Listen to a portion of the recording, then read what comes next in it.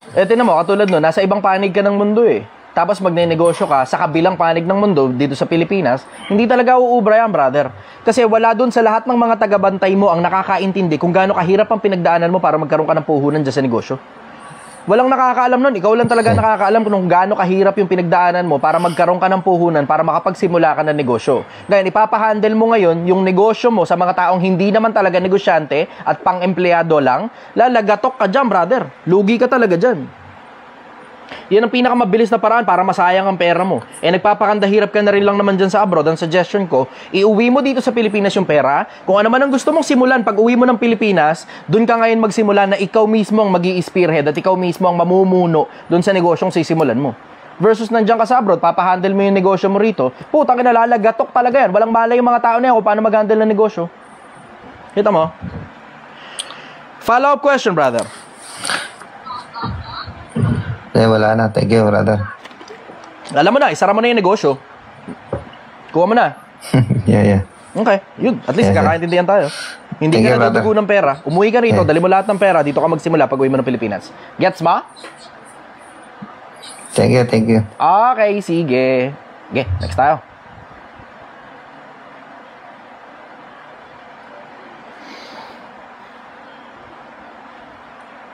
Kalala mo sa akin, papagupit ako bukas. Ayun, nawala.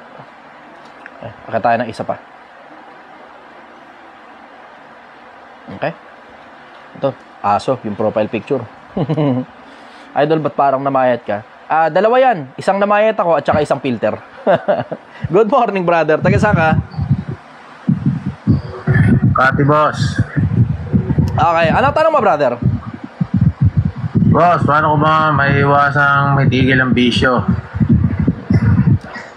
Tignan mo yung cycle kung paano ka napapasok dun sa bisyo na yun. Ano triggering mo? Importante yung triggering kasi parang katulad sa akin, minsang panahong addict din ako sa Yossi eh. So alam niyo yung minsang panahong may bisyo ko eh. Yung sa akin, ang triggering Bisyo, boss, pagsusugal. Kaya nga, hahanapin mo kung saan nanggagaling yun. Hahanapin mo kung paano ka natitrigger na magsugal. Minsan, ano yan, yung sugal mo ba online o pupunta ka pa dun sa casino? Dati pumupunta, ngayon online. Online. Okay. Hanapin mo kung saang website ka pumupunta, i-block mo yung website na yun. Pag sa Facebook ka pumupunta, yun ang triggering mo, di wag mo munang gamitin ng GCash, gumamit ka muna ng Paymaya. Yun. Ganun mo maiiwasan yun. Ikaw mismo, pupulisin mo sarili mo. Para matigilan mo yung pagsusugal, kailangan pulisin mo yung sarili mo, kailangan pansinin mo kung paano ka nakapupunta ron sa website ng sugal. O ngayon, napapansin mo na, galing sa GCash. Huwag ka na munang gumamit ng GCash. Pwede ka naman mag-Paymaya eh. Gets mo? Kailangan mong matutunan yung konsepto na ikaw mismo, yung sa sarili mo, yung mag-aalis ng sarili mo dun sa bagay na kinakaadikan mo. Parang katulad sa akin, hindi mo napansin, di ba? Minsang panahon, adik ako sa Yossi. So alam naman ng mga tao yun, tumigil na ako sa paninigarilyo eh. Hanggang tobacco na lang ako ngayon, tapos yung tobacco kapag ka celebration mode o kapag ka may kaaway ako. Ganun yung konsepto sa akin ng tobacco eh. Pero yung Yossi sa akin, lahat ng araw, puta, gusto ko talagang naninigarilyo. Ngayon, tatanong sa akin, paano mo tatanggal yung paninigarilyo, Chester? Nilagyan ko yung sarili ko ng 2 batas. Una muna, 2 batas lang muna. Una, hindi ako bibili ng Yossi. Pangalawa, hindi ako manghihingi ng Yossi. Yun lang yung muna yung 2 batas na ginawa ko. Hindi ako hihingi, hindi rin ako bibili. Nung pagdating nung 1 buwan na, hindi ako humihingi, hindi rin ako bumibili. Nung pagdating nung pang 1 buwan na, may nagbibigay sa akin. Tapos sabi ko sa sarili ko, hindi ko naman binili yon. Hindi ko rin naman hiningi, basta binigay lang sa akin. Tapos na-realize ko rin, lulokohin ko sarili ko, babalik na naman ako sa dati. Hindi, ang ginawa ko, nilagyan ko ng 2 batas. Yung 2 batas, hindi rin ako tatanggap kahit bigyan pa ako. O, sa ganun ko natanggal ngayon yung paninigarilyo ko. Ngayon, kailangan ikaw mismo, pupulisin mo sarili mo. Alam mo na, lalagyan mo ng batas yung sarili mo para hindi ka bumalik dun sa cycle ng kung ano man yung kinakakaadikan mo. Kasi technically, addiction yan eh. Yung akin, sa Yossi ako addict eh. Ang hirap kasing tigilan ng Yossi eh. Pag, alam mo yun, nakakaamoy ako ng Yossi sa paligid. Minsan, parang masarap yun ha. Lalo na, pag nagkakape ako, masarap kasing combination yun eh, kape at saka Yossi. Wala, kinailangan kong tanggalin sa sistema ko kasi hindi ko naman sigurado ko hanggang kailan ako eh. So iniisip ko yung konsepto na baka mamatay ako tapos hahanap ako sa Diyos tapos addict ako sa Yossi. Ganun yung konsepto. Natatakot ako sa ganun eh. So, naninigurado lang ako para, alam mo yun, just to be sure. Ngayon, parang, hindi ko alam, mga 3 buwan na siguro akong di naninigarilyo. Hindi ko na binibilang yung mga araw eh. Kasi pag binibilang ko yung mga araw, napapaisip ako na, matagal naman na akong di nag-yosi, isang stick lang kaya. Ang hirap eh. Kaya ginagawa ko, completely 100%, inalis ko na lang talaga sa sistema ko yung yosi. Hindi ko na rin binibilang yung mga araw na hindi na ako naninigarilyo. Just to be sure. Nag-withdraw, eto may tanong dito maganda oh. Nag-withdrawal symptom ka ba? Oo, naglalaway ako. Tapos, nagkakalagnat ako, ganun. Tapos, alam mo yung, pagka yung nicotine level mo sa katawan bumababa, nararamdaman mo yun eh. Tapos parang, parang gusto ko manigarilyo, tapos hindi ako mapakali. Nagdaan ako dun sa ganun. It just so happen nga lang na, siguro yung konsepto kasi na influencer ako, tapos alam mo yung halo na nung pressure na ayoko mamatay ng may addiction ako sa katawan, isama mo na rin yung pressure na baka kasi may makakita sa akin naninigarilyo. Ganun, halo-halo na rin. So, syempre, di ba, maingat kasi ako sa sistema ko eh. Tapos, alam mo yun, meron din kasi akong disiplina. Yun yung masasabi ko, meron akong disiplina. Pag nagdesisyon ako na hindi ko nagagawin yung isang bagay, as much as possible, I try to stick to that. Hindi ko alam, baka in the future, alam mo yun, masalangsan ko yung sarili kong inutos sa sarili ko. Pero malalaman nyo naman yun kasi alam nyo naman, puta, pagka may pagkakamali ako o may katangahan ako mismo umaamin sa sarili kong katangahan at saka sa sarili kong kamangmangan eh. Alam nyo naman yun eh, yung katulad nung nasunog ko yung taba, di inamin ko na katangahan ko yun, iniwan ko yung taba na niluluto eh. Taka na, tontuwa nga ako rin, sabi Chef Anthony Ang, diba, alam mo Chester, sobrang tagal ko ng chef. Sobrang tagal ko na rin nagluluto pero kahit kailan hindi pa ako nakabalita na nilaga lang yung taba tapos naging sunog na taba. Sobrang katangahan ko yun eh. Iniwan ko kasi namalengke kami, nilalaga ko yung taba. Yung taba maraming tubig eh. Tapos, syempre, laga yung taba. Tapos, pag lipas ng parang isang oras mahigit, ganun. Ang target namin nun, dapat 30 minutes nakabalik na kami. Dahil maraming bibilin, tas medyo nagkatawanan pa kami ni Gail, tas kumain pa kami dun sa sa parang siyomayan dun sa tabi ng kalsada habang namamalengke kami. Napatagal tuloy, tas nakalimutan ko na mayroon pala akong niluluto sa bahay. Putang ina, pagbalik namin sa bahay, umaapoy na yung taba eh. Umaapoy na yung taba. Tas sabi ni Chef Anthony, ang first time daw niyang nakachamba na nilaga yung taba, tas nasunog. Kasi ang normal daw pala sa taba, kapag halimbawa naubusan ng tubig, napiprito lang yung taba, pero sobra naman daw yung nasunog yung taba. Syempre, alam niyo naman yung katangahan ko yun eh. Kabobohan ko yun eh. Paminsan-minsan bobo rin naman ako. Paminsan-minsan tanga rin naman ako. Kaya yun, kapag kung sakali mang masasalangsan ko yung sarili kong inutos sa sarili ko, na boundary na inilagay ko na hindi na ako maninigarilyo, kikwento ko rin sa inyo kung paano nangyari yun. Alam niyo naman, tapat naman ako eh. Sinasabi ko kung kailan tanga ako, sinasabi ko kung kailan bobo ako, sinasabi ko rin kung kailan nasira ko yung disiplina, sinasabi ko lahat yun eh. So, yun, makakabalita kayo kung sakali mang masira ko yung disiplina ng hindi paninigarilyo. So far, hanggang tobacco lang ako, pwede man naman sabihin, you are welcome to argue na, hindi, yung tobacco, yosi, parehas lang naman yun eh. O, parehas nga. Tama naman yun. Pero magkaiba kasi yung triggering factor ko sa yosi at saka sa tobacco. Sa tobacco kasi, kapag meron akong galit sa isang tao, o celebration mode ako, yan, tobacco. Pero yung yosi kasi, araw-araw talaga ako, no? Nakakadalawang kaha ako ng yosi sa isang araw. Eh. Magastos ako sa sigarilyo. Magastos ako sa sigarilyo ng mga panahon naninigarilyo pa ako. Pero ngayon hindi naman na ako naninigarilyo, hanggang tobacco na lang. Napakabihira ako pang magtobacco. As in, sobrang bihira ako magtobacco. Yung pinakahuli, yun na mismo, yung napanood nyo na tungkol kay Angel, yun na yung huling araw na nanobacco ako. Other than that, wala na akong ibang panahon na maalala in the past. Ayun. Yun ang masasabi ko. Alak lang, boss. Wala akong wala rin ako addiction sa alak, brother eh. Hindi nga ako totoo, diretso. Hindi ako mahilig sa alak. Hindi ako mahilig sa alak. Kung halimbawa magiinom man ako mas prefer ko yung at the very, very, very minimal, ang gusto ko lang na itinotolerate ko sa sarili ko, yung hanggang San Mig-Apple lang ako. San Mig-Apple. Pero at most, kung halimbawa mahal na alak ang pinag-uusapan natin, mas gusto ko yung cocktail eh. Yung mga halo-halong, may mga halo ng mga, alam mo yung masarap na lang, gano'n na lang, masarap. Kasi, hindi ko mag-gets kasi yung konsepto na, maglalasing, tapos hindi ko rin naman gusto yung konsepto ng paglalasing. Tapos, iinom pa ako ng hindi masarap na klase ng alak. Tipong, alam mo yun, gin, tapos tawag dito? Kalamansi, gin kalamansi. Hindi ko matolerate yun eh. Nung bata siguro ako, ayos lang. Pero ngayon kasi tumatanda na ako, hindi ko na matolerate yung hindi masarap na alak kasi hindi ko rin gusto kasi yung konsepto ng paglalasing. Hindi ko gusto yung konsepto ng paglalasing. Masyadong delikado maging lasing, lalo na kapag ganito kakataba utak mo, brother.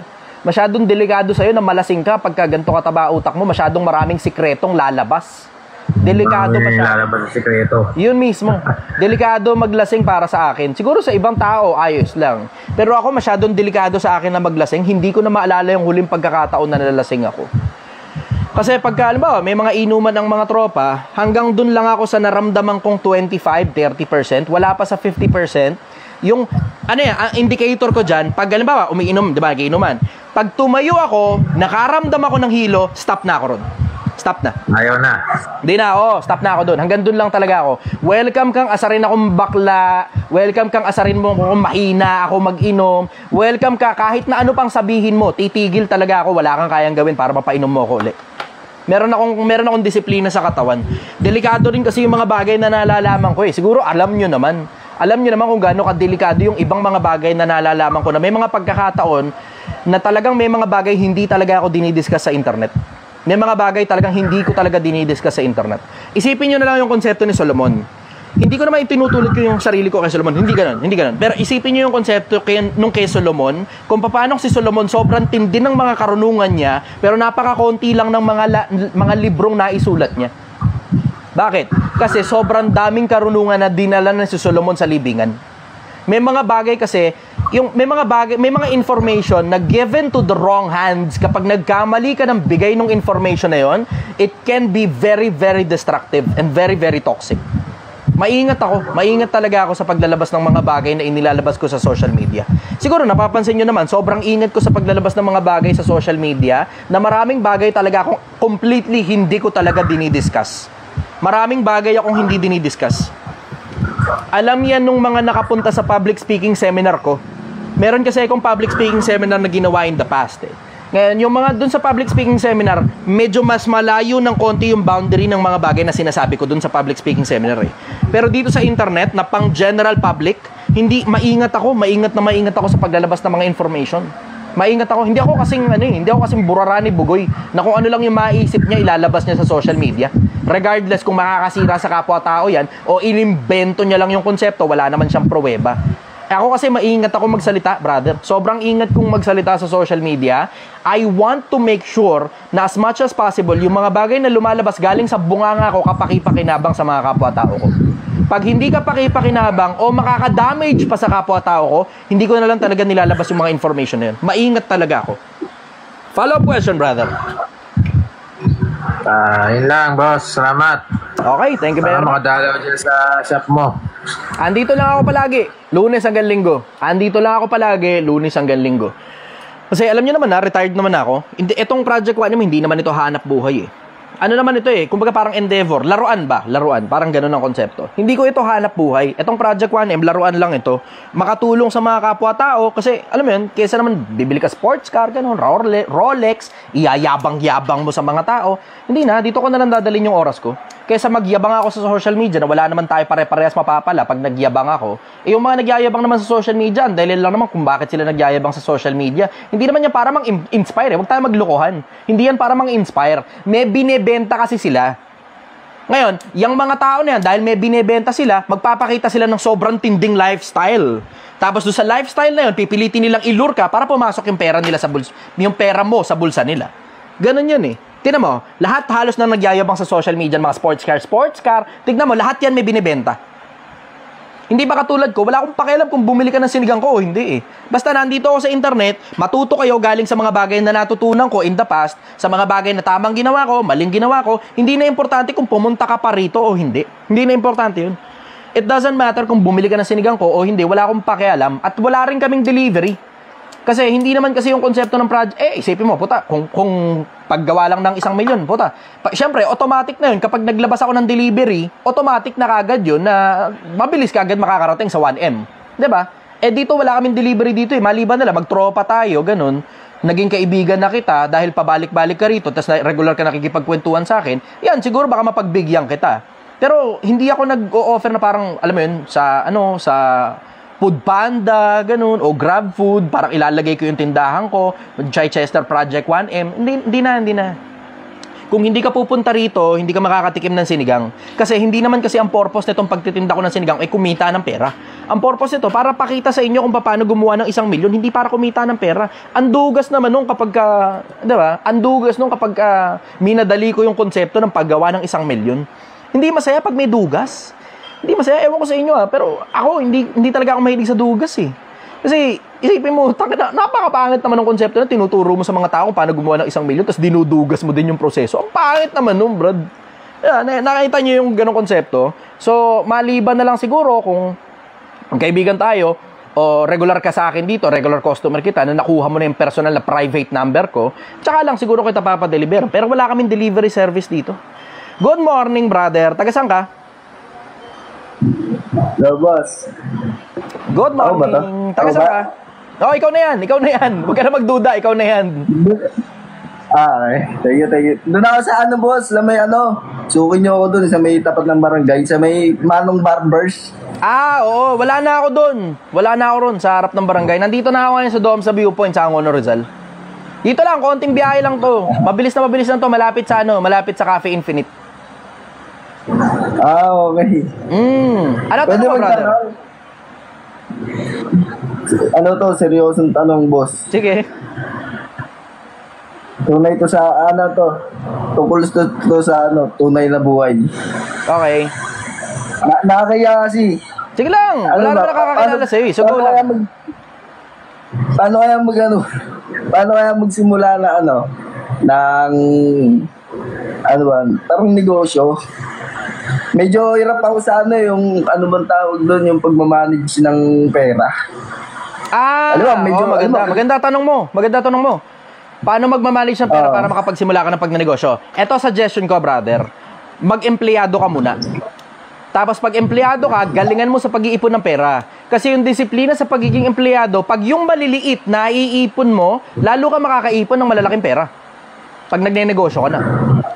Ganun yung konsepto. Ang sabi sa Biblia, ang tapat sa kaunti ay tapat sa marami. Ang hindi tapat sa kaunti, hindi rin naman tapat sa marami. So kung yung konting pera napapagtapatan mo sa pagiging empleyado at nakakaipon ka at hindi mo nilalaan sa kapritsyo, ganun din yung mangyayari pag nagnenegosyo ka na.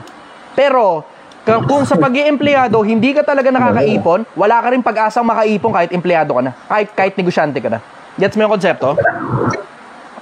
Pag halimbawa, hindi kasi, ito, re-reveal ko, hindi kita ko. Kumikita ko ng parang siguro mga minimum, mga 2,000 sa isang araw. Tapos, gusto ko talaga magsimula ng negosyo eh. Maganda bang inegosyo ko yung kasi dalawa yung choice ko eh. Parang kasi yung career ko, di ba, nagbabarbero. Tapos gusto ko naman ng extra na na sideline ba. Hindi galing doon sa mismong talent ko. Mga pagkain doon. Ganto. Ano ba maganda doon? Hindi ko sinasuggest na mag-iba ka ng industriya kung magaling ka na dyan. Maliban na lang, gusto mo na talagang lumipat ng industriya.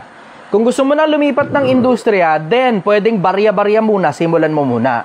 Tapos tsaka ka ngayon mag-transition papunta sa ibang industriya. Pero kung magaling ka na dyan at gusto mo rin naman yung ginagawa mo, laliman mo na lang. Magtayo ka ng sarili mong barbershop. Ngayon, sabihin, may sarili na akong barbershop, malaki na kinikita ko. E di lumipat ka sa mas malaking pwesto, magdagdag ka ng upuan, magdagdag ka rin ng mga barbero. Ang sikreto, brother, sa pagyaman, palaliman yan, palaliman. Palalalimin mo kung saan ka magaling. Kung saan industriya, yung gusto mo rin talaga at the same time. Wala yan sa palawakan na may pagkain ka na, barbero ka pa, tapos nagtitinda ka pa ng ganito, nagtitinda ka pa ng siomai, nagtitinda ka pa ng food cart, at alam mo yun, hindi mo madadaan sa ganun yan eh. Hindi mo madadaan sa ganun yan, brother. Ang sikreto sa pagyaman, nasa palaliman. Pag ikaw yung kinikilalang isa sa mga pinakamagagaling sa industriya mo, mababayaran ka kahit magkano gusto mo, dadami rin pera mo at the same time. Ang magiging problema mo kapag marami ka masyadong industriyang pinasok, hindi ka magiging pinakamagaling sa kahit na ano dun sa mga yun. Bakit? Mahahati oras mo, brother. Mahahati oras mo. Pag nahati oras mo, obviously, hindi ka magiging kasing productive nang nagpapalalim ka sa isang industriya. Halimbawa, katulad sa'yo, nasa barberya ka, malaki ang kita sa pagbabarberya eh.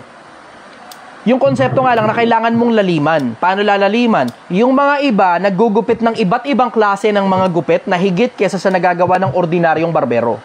Ngayon, nakakapagpabayad sila ng mahal. Siguro, nakakita ka naman ng barbershop na ang isang gupit 500 pesos. Pwede mong gawin yun kapag malalim ka na dun sa mismong industriya mo. Pwede mong gawin yun kapag malalim ka na sa industriya mo. Pwede ka ring magpalawak, tapos magparami ka muna ng pera, pansamantala. Pagka dumami na pera mo, pagandahin mo ngayon yung barbershop mo na primera klase para nakakapagpresyo ka ng mahal. Ganon yung concept. Okay. Pero hindi uubra na mag-iiba-iba ka ng industriya, palit-palit ng industriya. Hindi ka uusad doon, brother. Hindi ka uusad sa ganon. Gets mo? Tama, boss. Ayun, nasagot yung tanong ko sa...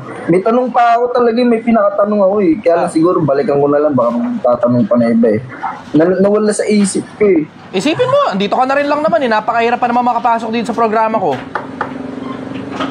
Hindi, ano na lang, boss. Bigyan mo na lang ako ng tips. Kasi ngayon medyo malalim yung pinagsasamahan namin ng boss ko eh. Parang medyo mayroon pang gumala sa limbawa. Pero talagang may talagang may pera naman na. Kaya lang, kaya na rin sarili, kilala na din eh. Kaya lang, ano bang magandang advice? Pero gusto ko talagang umasin. So gusto ko rin, di ba? Kung kailangan mo ng magsolo, abisuhan mo boss mo ahead of time. Para makahanap siya ng kapalit mo. Para good terms kayong dalawa na, oh boss, maintindihan mo naman, may sapat na pondo na ako. Pwede na akong kumala sa iyo eh. Ngayon, ano ngayon ang mangyayari? Ang mangyayari, aantayin ko muna na makahanap ka muna ng kapalit ko. Tapos baka pwede tulungan din kita para makahanap ka ng kapalit ko. Para good terms tayong dalawa at hindi tayo maghihiwalay ng masama loob natin sa isa't isa. Ganon. Para good terms kayong dalawa. Kasi hindi mo gugustuhin, brother, yung bad terms kayo. Tapos alam mo yun, every time may makakausap yung boss mo tungkol sa'yo, lagi na lang nagsasalita ng hindi maganda yung boss mo tungkol sa'yo. Diba? Yung konsepto na always make peace with your past so it doesn't affect your present and it doesn't affect your future. Lagi kang makikipagkaayos sa lahat ng mga nakaraan mo o mga taong magiging parte ng nakaraan mo. Para hindi ka magkakaproblema doon sa kasalukuyan at hindi ka rin magkakaroon ng problema sa hinaharap. Tignan mo, pansinin mo. Ito pala, boss. Ako pansinin mo. Ito, magandang ano to. Gamitin ko na lang na halimbawa yung sarili ko. Okay. Tignan mo.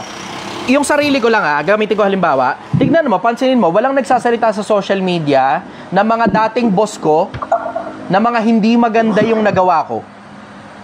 Bakit? Kasi karamihan sa mga dating boss ko, good terms kami. Kaya wala sa kanilang nagsasalita ng hindi maganda tungkol sa akin. Na oo, meron akong mga naging boss in the past na hindi kami good terms. Pero hindi sapat yung mga nagawa ko na hindi maganda para magsalita sila ng hindi maganda tungkol sa akin. Kasi oo, pumapalpak din naman ako eh. Pare-parehas naman tayong tao eh. Sumasablay din ako, pare-parehas naman tayong tao eh. Tinatamad din naman ako, pare-parehas tayong mga tao. Pero wala akong ginawa sa kanilang malalaking damage para sapat yung damage na yun para magsalita sila ng hindi maganda tungkol sa akin. Wala akong parang intentional, sinabutahe ko. Wala akong ganun, brother. Wala akong ganun. Ngayon, ang pinaka-importante, brother, yung konsepto na hihiwalay ka na sa boss mo, mag-abiso ka ng maayos, makipag-usap ka ng maayos, tapos mag-antay ka ng panahon na meron ka ng kapalit bago ka umexit ng malaya. Importante kasi yung pinagsamahan ninyo at mukhang maayos naman yung boss mo sa'yo at mukhang maayos ka rin naman sa boss mo eh. Pero you have to move out of that place for you to be able to grow. Para lumawak ka, para lumago yung hanap buhay mo, kailangan mong mag-move out dun sa lugar na yun eh. Ano ay na ibig sabihin? Huwag kang aalis na may bad blood kayo sa isa't isa. Aalis ka sa kanya, ang tawag doon, sabi ni Tricia Gale, graceful exit.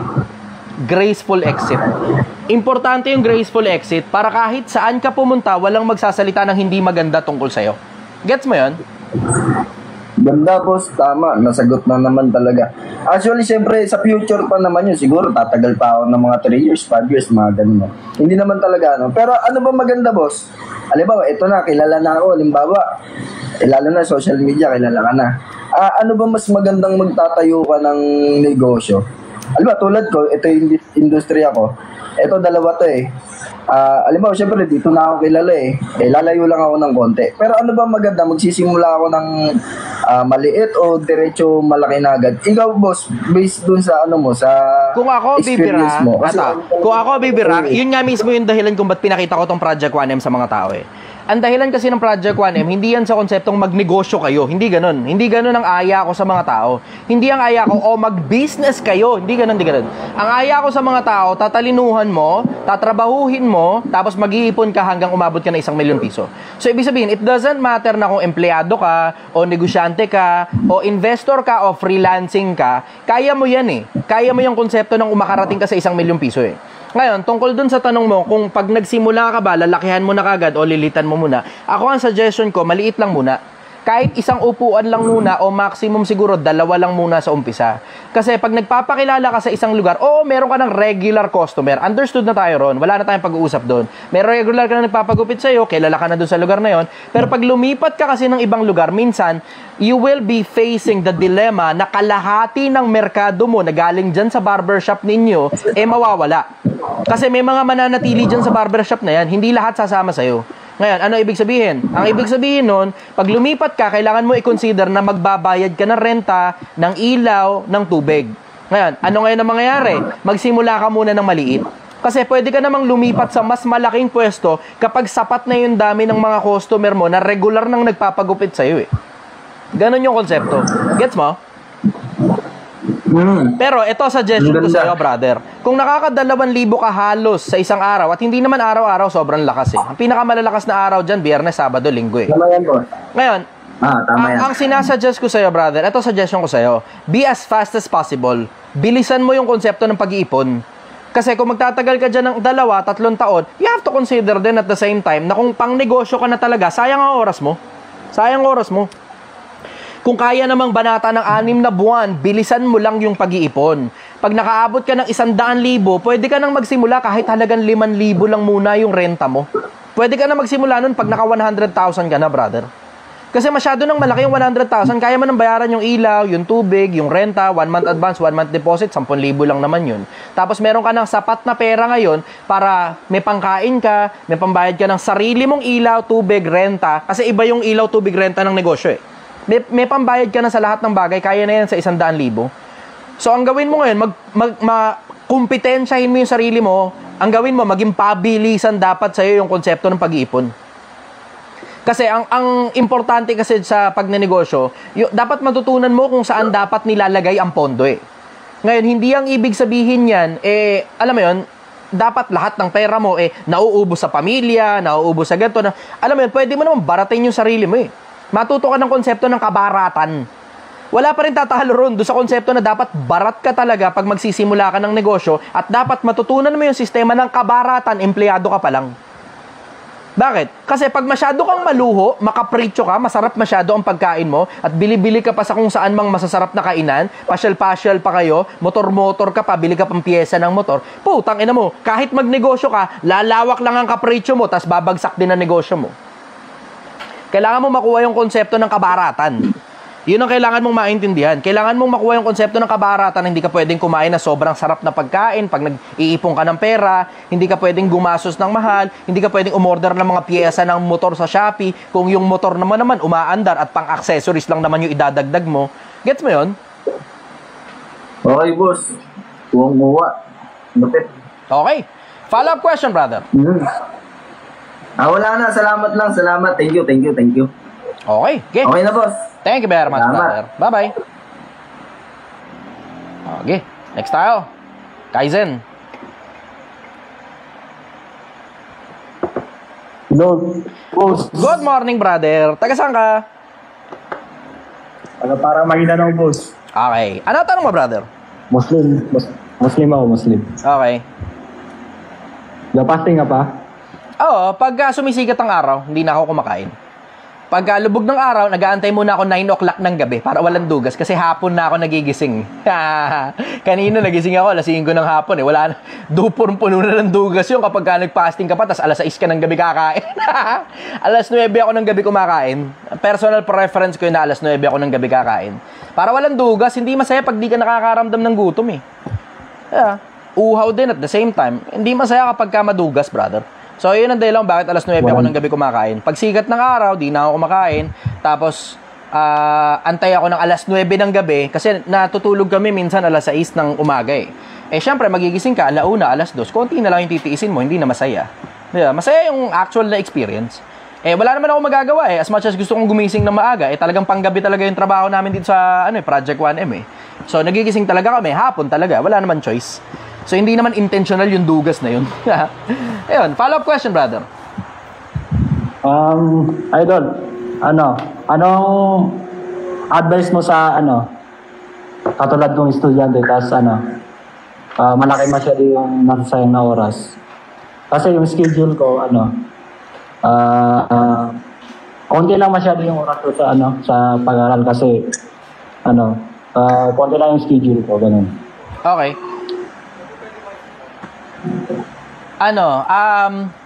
Ang suggestion ko, lalo sa mga nag-aaral, galingan nyo sa pag-aaral, lalo na kung sinusustentohan naman kayo ng magulang nyo. Pag-aralan nyo na lahat ng bagay na gusto ninyo. Whether it be business, o politics, o astronomy, bala ka na. Pag-aralan nyo lahat ng bagay na gusto nyo kasi yan yung panahon talaga na para mag-practice kayo at mag-aral talaga kayo ng maraming bagay tungkol sa buhay. Lalo na sa mga bagay na gusto nyong mangyari sa buhay nyo. Yung iba kasi, matigas ang ulo eh. Pinipilit na gumawa ng pera dun sa panahon kung kailan dapat sila nag-aaral. Ako hindi ko sinasuggest yun eh. Hindi ko sinasuggest na gumawa ka ng pera sa panahon na dapat nag-aaral ka. Bakit? Mapupunta kasi mapupunta yung attention mo sa paggawa ng pera imbis sana sa pag-aaral. Without considering na hindi nyo lang alam yung konsepto na kapag mas matalino ka, mas mataba ang utak mo, mas marami kang natutunan, matibay na pundasyon yan para dun sa panahon kung kailan gagawa ka na ng pera, mas madali nang gumawa sa'yo ng pera. Yung iba tanga eh. Tangina, dumiskarte ka na lang ikaw, wag ka na mag-aral. Anong diskarte gagawin mo pag hindi ka nakapag-aral? Yun nga yung step by step eh. Ang step by step, mag-aral ka muna, pag nakatapos ka ng pag-aaral, mag-i-empleyado ka. Tapos, pag naging empleyado ka, dahil nakatapos ka ng pinag-aralan, dapat ma-promote ka rin sa trabaho. Bakit? Kasi pag napopromote ka sa trabaho, parang prelude na sa'yo yun sa pagnenegosyo eh. Yung konsepto na pag napopromote ka sa trabaho, ang ibig sabihin nun, pamamahalain ka ng negosyo ng ibang tao. So, para ka na rin nagpa-practice na magnegosyo nun. Ganun yung konsepto na kapag napopromote ka sa trabaho eh. Yung iba, tanga eh. Tumitigil sa pag-aaral para mag-practice ng kung ano man yung ibebenta nila sa kalsada, nagne-negosyantihan, tapos wala namang assurance na papaldo yun. Bakit? In-skip mo yung buong proseso ng pagnenegosyo eh. Ang konsepto ng pagnenegosyo, tatabaan mo yung utak mo, tapusin mo muna pag-aaral mo. Pag nakatapos ka ng pag-aaral, mag-e-empleyado ka. Pag nag-empleyado ka, mag-practice ka na ma-promote sa trabaho para alam mo na pinamamahalaan ka na ng boss mo kung paano magmaneho ng mga kumpanya habang binabayaran ka, habang nagpa-practice ka na magnegosyo. Ganon yung konsepto.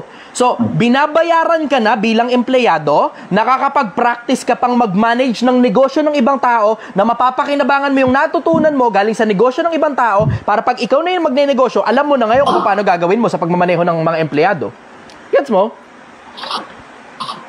Oh, idol. Ganon yung konsepto.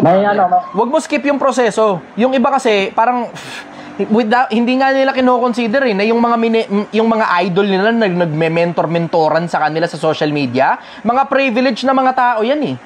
Si Franklin Miano, isipin mo yun, Franklin Miano. Sino ba si Franklin Miano? Anak ng abogado. So alam mo may pera sila. Si Josh Mojica. Sino ba si Josh Mojica? Tinulungan ni Ping Lacson. Pero kung hindi ba siya tinulungan ni Ping Lacson, magiging Josh Mojica ba siya ngayon? Diba? Hindi kino-consider ng mga tao yan eh. Na yung mga ina-idol nyo sa social media, mga privileged na mga tao yan. Wala kayong parehas na pribilehiyo na meron yung mga tao na yun. So mga kabataang nakikinig sa akin ngayon, mag-aral kayo ng mabuti, mag-empleyado kayo, magpa-promote kayo, mas marami kayong pera pag na-promote kayo, tapos magiging optional na lang sa inyo kung gusto nyo pang mag-negosyantihan o gusto nyo manatili dun sa mga trabaho nyong malalaki na yung sweldo kasi nga na-promote na kayo. Yung ibang katangan, hindi ka nakakayaman ng pagiging empleyado. Tanga ka lang kasi kaya hindi kayo mayaman sa pagiging empleyado. Ayaw mo kasing mag-aral, ayaw mong magpakatalino, ayaw mong ma-promote sa trabaho, kaya nagtsatsaga ka sa putang inang minimum. Tama? Yan ay hindi dinidiscuss sa inyo ng mga idol ninyo sa social media eh. Hindi yan dinidiscuss ng mga ini-idol nyo sa social media. Ako lang yata yung kaisa-isang nagdidiscuss nyo sa social media kasi ako lang naman yung nag-iisang nagmamalasakit. Lahat ng mga iba dyan sa social media, puro pera lang ninyo ang interest ng mga tao na yan. Kaya pinipilit nilang magpanggap kayong negosyante para ibenta nyo yung kung ano man ang pinapabenta nila sa inyo. Mga sinungaling yung mga hayop na yan eh. Mga sinungaling, puro sarili lang nila importante sa kanila, hindi na nila kinoconsider yung mga kabataan na pinapagda-drop out nila sa eskwelahan, na magiging mga siraang buhay kasi mga hindi nakatapos, tas kasama na rin yan sa listahan ng mga taong out of school youth na nagrereklamo na sobrang baba daw kasi ng minimum sa Pilipinas. Walang nagtsatsaga rito, walang nagtsatsagang magsalita ng ganyan sa social media. Walang nagtsatsagang magsalita ng ganyan sa social media. Lahat kasi sila interesado sa pera nyo. Lahat sila interesado sa pera nyo. Tingnan mo, nung katulad lang nung kay Bogoy eh. Diba? Ano sabi ni Bogoy? Yung pang tuition fee mo sa marketing, sa akin mo na lang ibigay, tuturuan kita marketing. Sabi ni Bogoy yun eh. Tapos tignan mo, paano kanya tuturuan mag-marketing? Kailangan mo pumasok doon sa grupo niya, tapos magbabayad kang pera. Tama? See? Ayan. Ang Diyos mo, Hikan, sabi, hindi ko ikan napakinabangan yung eskwelahan ko. Ang napakinabangan ko, experience. Diba yun nasabi niya? Hindi ko daw ikan napakinabangan yung mga bagay na natutunan ko sa eskwelahan. Hindi mo napakinabangan yung natutunan mo sa eskwelahan. Natuto ka magbilang dun. Natuto ka magbasa dun. Diba? Natuto ka logical thinking sa eskwelahan. Pinagsasabi mo. Kaya mo sinasabi yan kasi bebenta mo siya kangkong chips. Diba? Ganun lang naman yun eh. Yung mga networking na nagpapanggap ng mga sobrang yaman ng mga putang inang mga sinungaling na mga hayop, diba? Kaya nila sinasabing huwag ka nang mag-aral, dumiskarte ka na lang, kasi nga, interesado sila sa pang-joining fee mo. Pinapasama ka nila sa grupo nila para pumasok sa bulsa nila yung pera mo. Tama? Diba? Walang nagsasalita ng ganyan sa social media kasi halos lahat sila sa social media mga sinungaling na mga tao. Halos lahat sila sa social media puro sinungaling. Kaya mag-ingat kayo sa mga nagpapa-mentor-mentor pa kayo. Mag-ingat kayo sa mga mentor-mentor dyan. Karamihan dyan, scammer. Tangina, pipilitin nila na mag-drop out ka sa eskwelahan para ibigay mo yung pera mo sa kanila. Bakit? Tangina, napakadaling manguto ng bata eh. Napakadaling manguto ng bata. Tignan mo, pakita ko sa inyo kung gaano kadaling manguto ng bata. Tama, papakita ko sa inyo Pilipinas kung gaano kadaling manguto ng bata. Magpakita lang ako sa inyo ng mga sports car ko. Pakita ko lang sa inyo mga sports car ko. Tapos sabihin ko sa inyo, gusto mo magkaroon ng sports car, mag-join ka sa amin. Magkano? 500 pesos lang. Isipin mo ngayon kung gaano karaming bata ngayon ang willing magbigay sa akin ng 500 pesos para magpanggap ngayon na yayaman sila dahil sa akin. Tama? Napakaraming ganyan eh. Ang daling manguto ng kabataan sa panahon ngayon. Napakadaling manguto ng kabataan sa panahon ngayon. Napakadaling marira ng buhay ng kapwa-tao. Anong gagawin mo? Sumama ka na lang sa amin. Mag-aaral ka pa? Huwag ka na mag-aaral. Kami nang bahala. Bakit ka nag-aaral? Para yumaman. Kung pupunta ka sa amin, yayaman ka rin, bakit ka pa mag-aaral? Tanong mo? Isipin mo yung ganung konsepto. Apakadaling manguto ng bata. Tanga na, isipin mo yung konsepto, sabihin ko lang na sumama ka sa akin, yayaman ka. Mag-aaral ka pa? Baka oo. Pero may mga iba dyan magda-drop out. Sasama na lang sa akin, 500 pesos lang joining fee. Tamo? Saan ngayon papunta yung joining fee mo? Sa bulsa ko. Akin na yan. Pera ko na yan. Tama. Di ba? Napakadaling manloko ng tao. Uulitin ko, Pilipinas. Uulitin ko sa inyo at uulit-ulitin ko pa rin sa inyo hanggang mamatay ako. Panloloko ng kapwa, gawain tiba-tiba. Uulitin ko, panloloko ng kapwa, gawain tiba-tiba. Napakarami sa internet na mga manloloko ng kapwa-tao. Pinipilit nilang sirain yung kinabukasan mo bilang kabataan para sumama ka sa kanila para ibenta mo yung mga putang inang pinapabenta nila sa'yo. Napakadaling manloko ng kapwa-tao. Pero maaayos pa ba yung buhay ng mga kabataan na yan? Nag-drop out dahil sa kanila? Putang ina nyo. Putang ina nyo mga hayop kayo. Tang ina nyo mga putang ina nyo. Putang ina nyo lahat mga hayop kayo. Manloloko kayo ng kapwa-tao. Pinipilit yung pag-drop outin yung mga kabataan, tapos dadami ngayon na out of school youth natin, tapos magkakaroon tayo ng isang henerasyon ng putang ina mga bobong kabataan. Tang ina nyo. Putang ina nyo. Putang ina nyo talaga. Tang ina nyo. Kaya alam mo, hindi mabango sa tenga ko yung ganyang konsepto eh. Mag-drop out ka na lang, dumiskarte ka na lang, wag ka nang mag-aral. Anong diskarte papagawa mo? Sa mga lalaki, magtitinda sa kalsada yan, mga gago. Sa mga babae, gagawin yung mga pokpok, yung mga babae, para ipakita nila yung pepe nila, yung picture na suso nila, kapalit ng GCash. Oo, alam ko yan. Alam ko yan. Alam ko yan. Bakit? At tangina nyo, ang daming nagtatanong sa akin eh. Ang daming nagpi-PM sa akin, in case hindi nyo alam. Napakaraming nagpi-PM sa akin na mga magulang, nahuli nila yung anak nilang nagbebenta ng mga hubad na pictures nila. Ang daming nagme-message sa akin ng ganyan. Ang daming nagme-message sa akin ng ganyan. Eh sa akin, simple lang naman yung konsepto eh. Pagtatapatan na lang kita, Pilipinas. Hindi ko kasi kailangan yung pera mo. Meron akong sarili kong hanap buhay na kumikita ako ng sarili kong pera, hindi ko kailangan yung social media. Itong social media, trip-trip ko na lang to. Itong Project 1M, trip-trip ko na lang din to. Kasi, pansinin nyo, Pilipinas, walang nagtuturo sa inyo sa social media. Lahat ng mga influencer nyo, lahat kaliwat kanan ng turo. Pero walang nagpapakita sa inyo kung paano actual na ginagawa yung mga bagay na pinagtuturo nila sa inyo. Walang nagpapakita sa inyo. Tangina, sa akin putang ina sobrang simple ng konsepto eh. Kung sobrang tindi mo palang putang ina kung mentor ka, bakit hindi mo pakita sa amin kung paano yung actual? Ba't hindi ikaw gumawa ng mga pinagtuturo mo? Ba't hindi mo pakita sa amin yan? Pakita mo sa amin actual. Paano ba ginagawa yung mga putang inang tinuturo nyo sa social media? Yung mga wag nang mag-aral, dumiskarte na lang, pakita mo sa amin yan. Yung anak mo, patigilin mo sa pag-aaral, pasalihin mo sa mga putang inang networking. Tignan natin kung magkaroon ng kinabukasan yan. Tangina, magtataka ka sa mga hayop na yan eh. Magtataka ka talaga sa mga hayop na yan. Putang ina, wag na palang mag-aral, dumiskarte na lang, at yung pang-tuition fee mo, pang-business na lang, ba't pinapaaral nyo yung mga anak nyo? Tangina, nakakapagtaka. Yung mga anak nyo, nag-aaral pa sa UST, nag-aaral pa sa Binild, putang ina mga exclusive na mga pangmayayamang eskwelahan. Akala ko ba yung pera, pang-tuition fee, pang-business na lang? Ba't pinag-aaral nyo yung mga anak nyo? Nakakapagtaka to mga putang inang mga networker na to. Napakayayabang ninyong wag nang mag-aral, yung pang-tuition fee, pang-business na lang. Putang ina, ba't yung mga anak nyo pinag-aaral nyo? Patigilin nyo sa pag-aaral, yung pag-networking yun na lang.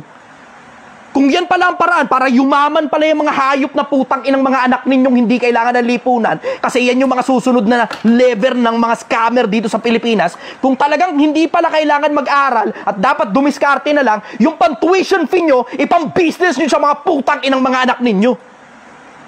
Tang-ina nyo. Tang-ina nyo mga scammer kayo, putang ina nyo. Sinisira nyo kinabukasan ng kabataan. Sinisira ninyo kinabukasan ng susunod na lahi ng Pilipino, mga ulul kayo. Putang ina nyo lahat. Tang ina nyo. I just needed to get that out of my chest. Kailangan ko lang talagang sabihin yan kasi nakakalimot ang mga tao eh. Dumadami na naman yung mga putang inang mga mentor-mentoran sa internet eh. Dumadami na naman yung mga putang inang mentor-mentoran sa internet. Ako, nagtataka talaga sa mga hayop na yan eh. Sobrang titindi nyo palang mag-business. Ba't yung mga anak nyo, pinapag-aral nyo pa sa mga eskwelahan? Sinasabi nyo, di ba, wag na mag-business, wag nang mag-aral, mag-business na lang. Di ba? Sinasabi nyong mga hayop kayo na wag na lang mag-aral, mag-business na lang. Bakit yung mga anak ninyo, pinag-aaral ninyo? Bakit? Bakit yung pinag-aaral yung mga anak ninyo? Ano ibig sabihin yan? Ang ibig sabihin yan, niloloko mo yung anak ng ibang tao, pero yung sarili mong anak hindi mo kayang lokohin. Putang ina nyo mga hayop kayo.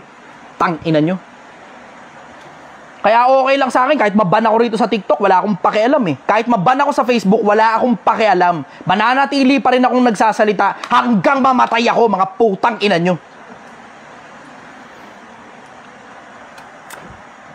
Tang ina, kumukulo talaga dugo ko sa mga putang inang yun eh. Nakakapagtaka yung mga hayop na yun eh. Tang ina nyo, hindi nyo kayang gawin sa mga anak ninyo yung panloloko nyo sa ibang mga anak. Sa ibang mga tao, hindi nyo kayang gawin yung panloloko ninyo. Sa ibang mga, sa sarili nyong anak, hindi nyo kayang gawin yan. Hindi nyo kayang gawin yan. Anak, anak ha, yung pan-tuition fee mo, hindi na natin gagamitin pan-tuition fee ha, ipang-business na lang natin, mag-business ka na lang, anak. Putang ina nyo. Yung mga tao na yun, nakakapagtaka kung paano nakakapanatili ang mga yun sa social media pagkatapos ng mga kagaguhan nila eh. Nakakapagtaka kung paano nakakapanatili sa social media pagkatapos ng mga kagaguhan nila. Sa akin nga, tangina, mga ganyang klase ng mga tao, ikulong lahat yan. Tangina, susunugin yung kulungan. Tangina. Bakit? Tangina mo, sinisira mo kinabukasan ng kabataan eh. Sinisira mo kinabukasan ng kabataan. Sinasabi mo, wag na mag-aral. Ano ngayon na magiging future ng kabataan? Mawawalan tayo ng mga doktor, mawawalan tayo ng mga abogado, mawawalan tayo ng mga engineer, mawawalan tayo ng mga piloto, ng mga high-paying jobs, in case hindi nyo napansin. High-paying jobs yung mga yan eh. Maging doktor ka, nakakita ka ba doktor na mahirap? Nakakita ka ba doktor na nakakita ka ba abogado mahirap? Nakakita ka ba piloto mahirap? Tangina. Sabihin, hindi daw nakakayaman yung pagiging empleyado. Putang ina nyo. Tangina nyo. Ang sarap pakyuhin ng mga putang inang yan sa mga mukha nila. Tapos tsaka mo sapakin, no? Tangina mga hayop na yan. Kinang ina. Anyways, follow-up question, brother. May isa pang question, brother. Ano? Sige. Balik Islam ka or ano? Hindi pa. Wala pa ako sa ganun. Nagbabasa pa lang ako. Nandun pala ako doon sa umaalam pa lang ako ng impormasyon. Andun pala ako. Nagbabasa pa lang ako. So, binabasa mo lahat ng mga ano ng religion, halimbawa, Christian or Nag-stick ano? na lang ako ngayon. Dalawa na lang, Kristyanismo at saka Islam. Sigurado, isa dyan totoo. Imposibleng hindi. Well, hula ko lang naman yun. So, sa Ako tingin naman, mo- nagbabase lang sa naman ako sa tingin ano mo- Nagbabase lang naman ako sa mga aral eh. Hindi ko kasi matanggap na kailangan natin sumamba sa baka. Gets mo yun? hindi ko matanggap yun eh. Sorry hindi ko rin matanggap na kailangan ko sumamba sa daga. sorry, hindi ko talaga matanggap yun. Hindi ko matanggap sa Hinduism yun eh. Sorry ipagpatawad nyo na. Pero hindi ko matanggap talaga na anong sabi ng baka? Moo! Ano pa ibang kaya sabihin? Wala na, yun lang kaya niya sabihin. Tapos ako sasamba ako dyan. Pas ako sa ganyan, brad. Pas ako sa ganyan. Meron pa yung Buddha. Hindi ko Ay, naman Buddha? well, yung Buddha hindi naman wala naman kasing Diyos sa kanila eh. Ako naniniwala ako sa konseptong may gumawa sa lahat ng bagay eh. Kasi masyadong maraming brother, masyadong maraming coincidence, masyadong maraming patterns para hindi totoo na may gumawa sa lahat ng bagay. Mahirap paniwalaan na walang gumawa sa lahat ng bagay, brother eh. Masyadong maraming patterns. Wow. Sobrang daming patterns. Sa Buddhism kasi hindi well-known information sa kanila yung konseptong may Diyos eh. Sa kanila, parang way of living lang naman ang Buddhism. Hindi siya parang religion, way of living lang ang Buddhism. Walang Diyos sa kanila. Parang pwede mo na rin i-consider halos na ateista ang Buddhism eh. Parte ng ateista eh. Way of living lang sa kanila yung Buddhism, pero hindi yan parang merong Diyos na sinasamba sila. Hindi ganun eh. Well, dumating na nga sa punto, parang si Buddha halos sinasamba na nila eh. Dumating sa ganung punto eh. Pero sinasabi nila, wala raw silang sinasamba na Diyos eh. Ganun. Yun ang take ko dun. Ang trouble ko kasi sa Buddhism, si Buddha obese eh. Paano way of living yun? Isa pa, ang kinamatay ni Buddha, kumain ng mushroom na nakakalason, patay. Bala na kayo. Hindi ko matanggap yun eh. Nagkataong tao. Hindi ko matanggap kasi yung konsepto na mahirap tanggapin yung konsepto na kailangan kong magbigay galang sa isang sobrang tabang tao na ang kinamatay niya ay kumain ng hindi dapat kainin. Mahirap eh. Syempre that's just me. Maaring mali ako, pero obviously hindi naman considered na religion ang Buddhism eh. Parang kumbaga parang movement lang sila, ganun, parang brotherhood na meron silang way of living. So parang hindi siya considered na religion. Ang ibig sabihin kasi na religion comes from the Greek word treskia. Ceremonial observance, which means worshiping, pagsamba. Wala naman sa kanila yung konsepto ng pagsamba. Meron na sa kanila paggalang kay Buddha eh. Na halos sinasamba na rin naman nila si Buddha. Ganun yung konsepto eh. So ayun, hindi ko na consider ang Buddhism. Hindi yan yung parang reincarnation yung isa pa yun, hindi rin nagme-make sense sa akin yung konsepto ng reincarnation eh. Hindi kasi some 200 years ago, ang mga tao halos 4 billion lang. Ngayon, nag-double yung number. Saan ang galing yung ibang mga espiritu at mga kaluluwa? Di ba? Kung totoo reincarnation, saan ang galing yung ibang espiritu at saka kaluluwa? Ako naman, nagtataka rin sa konsepto ng reincarnation. Sa lawak ng universe, bakit dito lang sa mundo nagpapabalik-balik? Ba't hindi sa ibang planeta, sa ibang dimension? Ganun. Di ba? Gets mo yun? Oh, brother. Yun ang dahilan ko ba't hindi nagme-make sense sa akin ng reincarnation. Yun ang sagot ko ron. Follow-up question, brother. So, sa lahat ba ng na nabasa mong mga books or sa religion, ano yung yung sa tingin mo, yung doon ka? Dalawa sa akin yung nagme-make sense. Yung Quran at saka yung Biblia. Dalawang libro sa akin yung nagme-make sense. Nagme-make sense yung parehas na yun. Hindi mo mayalis yun. Nagme-make sense yung parehas na yun. Sa Quran, nakasulat dun kung ano nangyayari dun sa bata. Nasa loob pa lang ng tiyan ng magulang niya. Sa Quran din, nakasulat din na ang mga bituin namamatay. Nakasulat sa Quran yun. Bituin namamatay. Imagine, recently lang naman tayo nagkaroon ng pruweba na ang bituin namamatay nung magkaroon ng picture ng black hole eh. Sa outer space. Bago lang yan. Wala pa 10 taon na nakakaraan. Nagkaroon tayo ng official na picture ng black hole. pruweba yun na merong namatay na bituin dun banda, tapos yun na ngayon yung bangkay nung bituin. Ganon yung konsepto eh.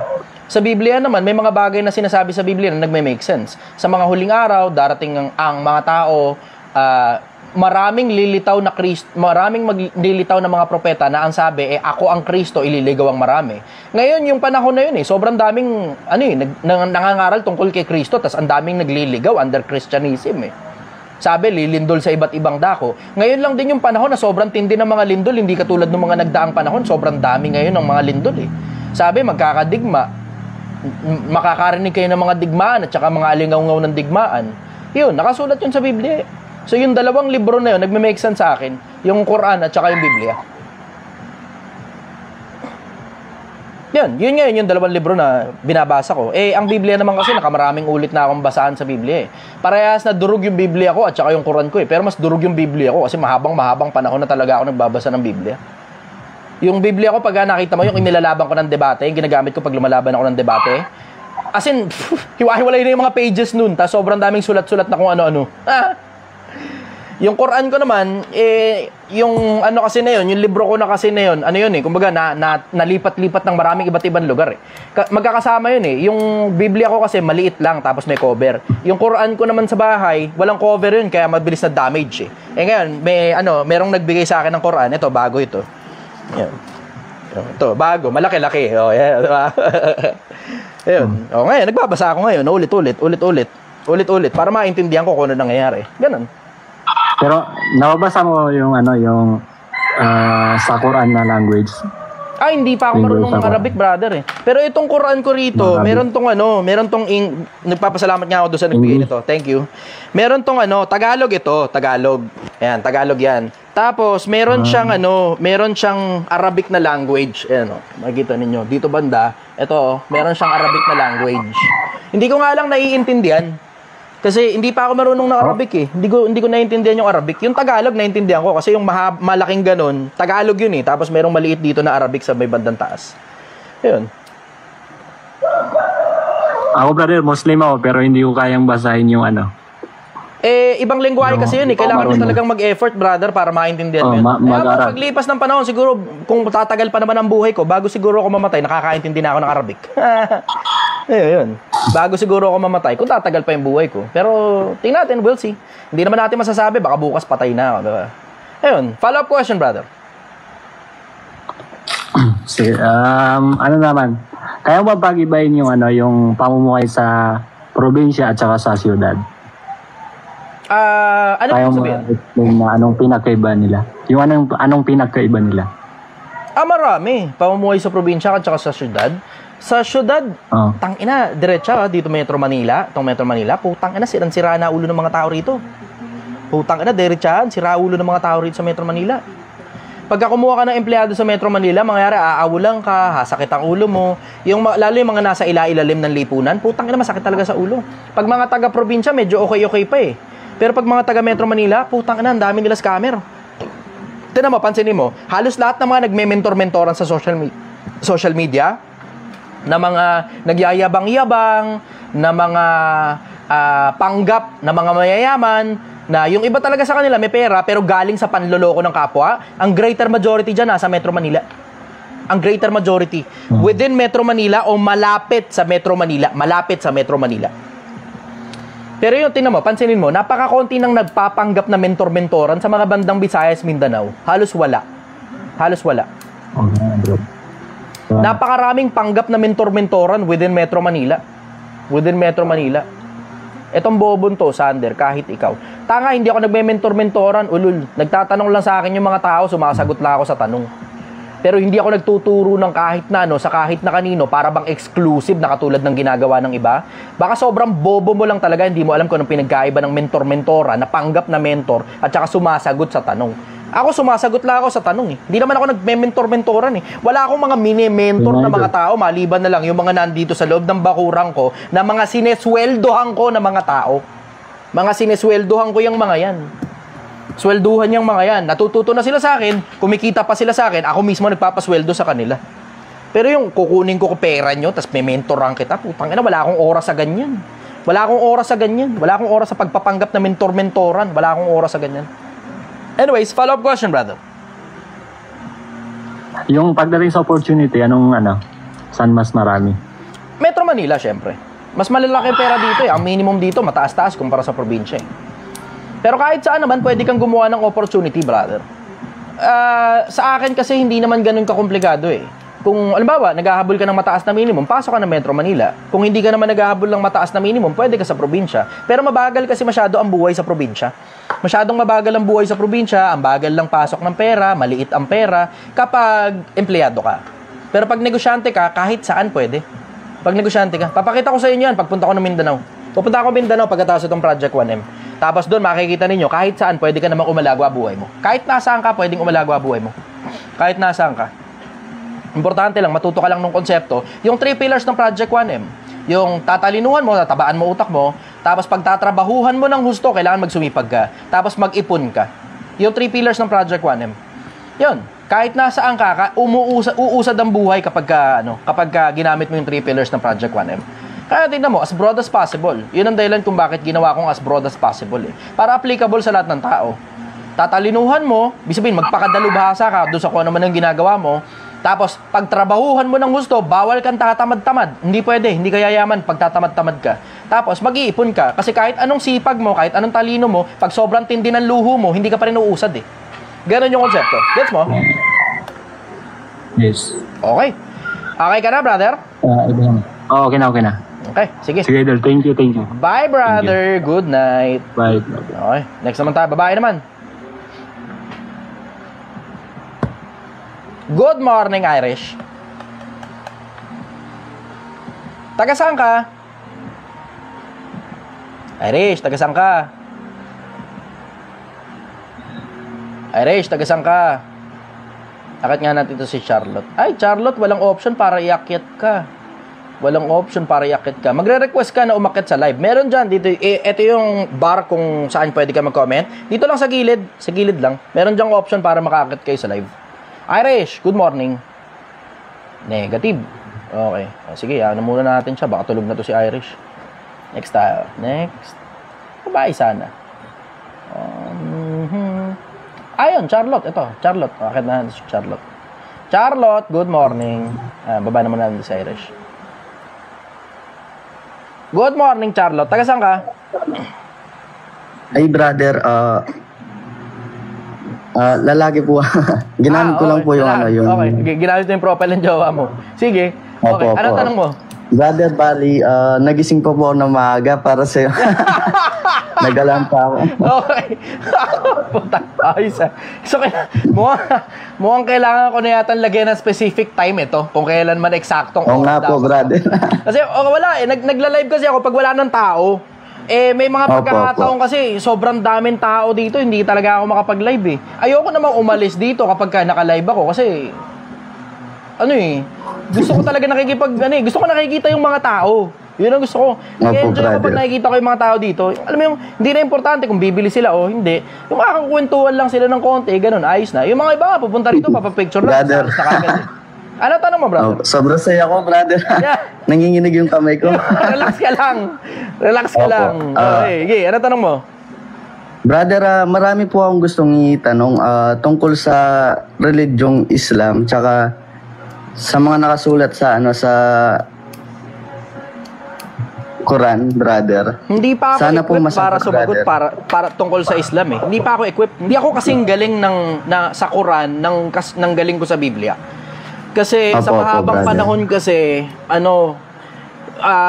under ako ng Kristyanismo eh. Kasi nasa Metro Manila ako, Greater Metro Manila ako nakatira sa mahabang panahon mula pagkabata eh. So alam mo yun, ang mga inungkat ko talaga ng hustong-husto talaga, yun tungkol sa Kristyanismo. Inungkat ko talaga ng husto yan. Pero yung Islam, kakasimula ko lang halos parang 3-4 na taon pa lang nakakaraan. Ay hindi, before pandemya ako nagsimulang magbasa ng Quran eh. Ang boring nga lang kasi talaga eh, naboboringan talaga ako eh. Yun ang mahirap talagang tanggalin eh. Siyempre dahil lumang language na yung gamit, ganun, kahit pa sabihin mong Tagalog yun. Lumang language, kahit nga yung Biblia, boring na boring talaga ako pagbabasa ng Biblia eh. Sinaga ko lang talaga kasi gusto kong malaman kung talaga bang totoo ba yung mga pinagsasabi ng mga pastor na si Raulo sa Kristyanismo eh. Ayun. Ito, brother, may gusto kong itanong. Naguguluhan kasi ako, brother. Ilang araw ko nang gustong itanong sa ito, brother. Sige. Di lang ako nagising na maaga. Okay. Ito yung chapter 9, verse 5 of Quran.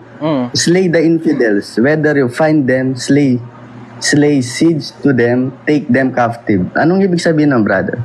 Luma na yan. You have to consider, brother, na matagal ng panahon na isinulat ang Quran. Yan yung panahon na parang mga conquistadors pa mga tao at saka anong tawag dito? Ang masasabi ko, yung parang yung konseptong overall, nandun sila sa panahon ng labanan, digmaan, ganun. Ang Middle East kasi magulong lugar talaga yan in general, magulong lugar yan Tingnan mo, katulad halimbawa ng Kristyanismo. Ano nangyari sa Kristyanismo? Sometime around 70 AD, 70 taon mula nung pinanganak si Kristo, sinugod ng Imperyo Romano ang Israel. Nung sinugod ng Imperyo Romano ang Israel, ang Jerusalem, nawasak. Ngayon na nangyari, nagkahiwa-hiwalay sila nung panahon na yun. Tapos, ang Kristyanismo nahati sa 7. Ang tawag dun sa Kristyanismo, 7 iglesia, kung tawagin. Ngayon, yung 7 iglesia na yun, hindi naman natin alam kung ano na nangyari dun Hindi na natin alam kung ano nangyari dun. Basta, ang nangyari, pinamahala ni Pablo kay Timoteo yung iglesia. Nung pinamahala, wala nang balita kung ano nangyari under kay Timoteo Wala nang balita kung ano nangyari Ngayon, yung buong Middle East kasi, ever since, talagang magulong lugar na talaga yan.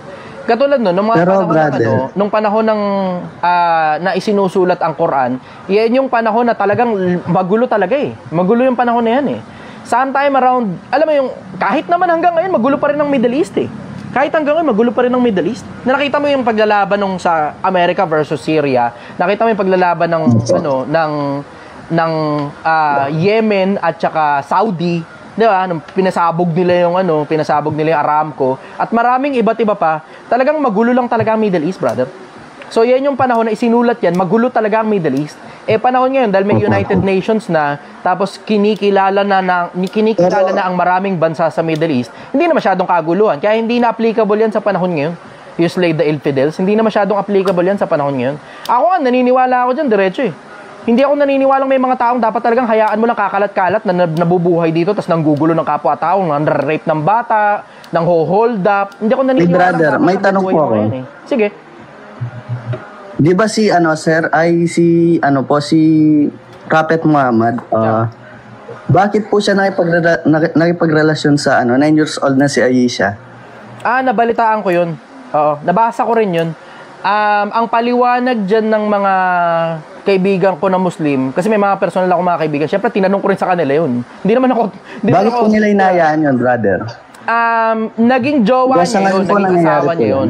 Pero hindi, alam ko, ang paliwanag nila doon, hindi niya sinipingan yan hanggat hindi pa nagkakaroon ng regla, kung di ako nagkakamali, o wala pa sa tamang edad. Hindi niya sinipingan. Pero may nabasa po kasi ako, brother, ginawa po nila, pinataba lang po nila yung bata. Oo. Send mo sa akin yung talata, baka hindi ko nabasa. Opo, brother. Meron pa po akong tanong, brother. Yung chapter 9, verse 29, fight the Jews and Christians until they pay you the poll tax and they feel subdue. O yun, nakasulat naman talaga yun. Hindi naman ako makakatutol, nakasulat yun Opo, brother. Pero, ano tanong mo doon? Di ba di po sila nagpapabayad? Yung mga ibang Muslim po. Bakit nakasulat po dito na pinagbabayad po sila? Tapos, pag di sila nagbayad, paano hindi nagbabayad? Yung poll tax po.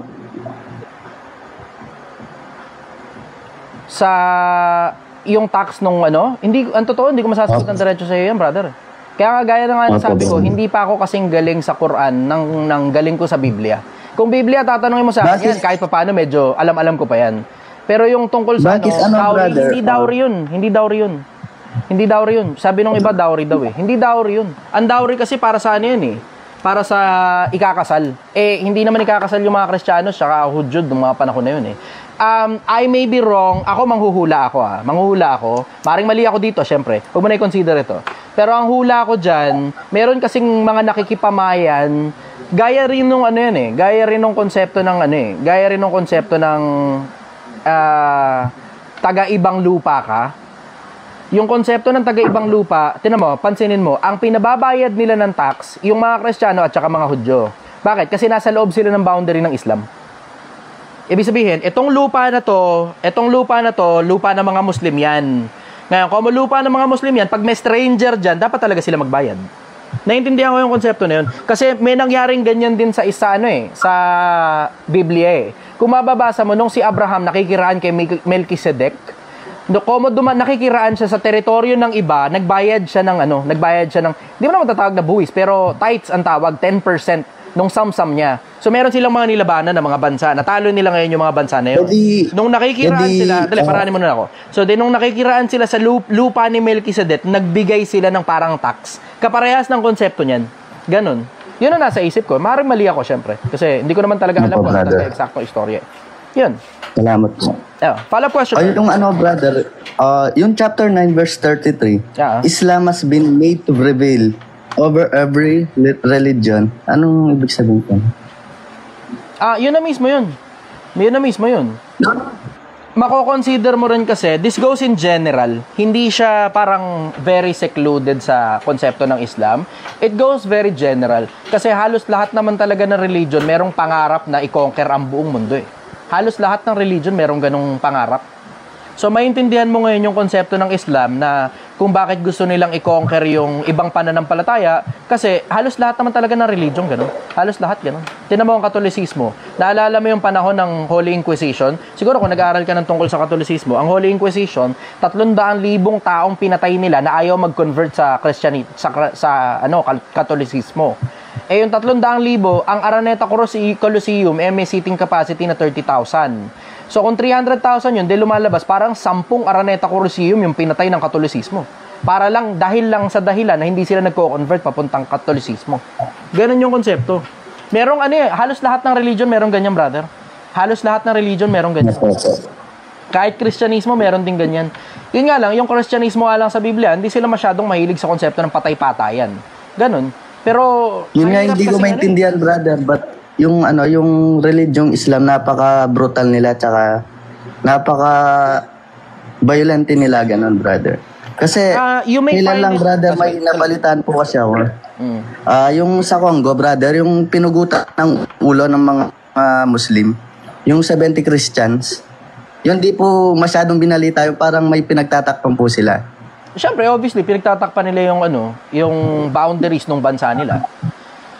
Naintindihan ko yung ganong konsepto, brother. Kasi ang dahilan kung bakit naiintindihan ko yung konsepto, naiintindihan ko yung konsepto na yun tungkol sa Islam, kasi yung konsepto din at the same time, na ako kasi personal, hindi kasi talaga ako naniniwalang dapat lahat ng tao, pabayaan mong gagala-gala lang dito sa mundo eh.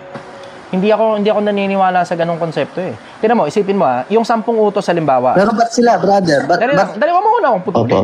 Bibigyan kita oras para mag-follow up question.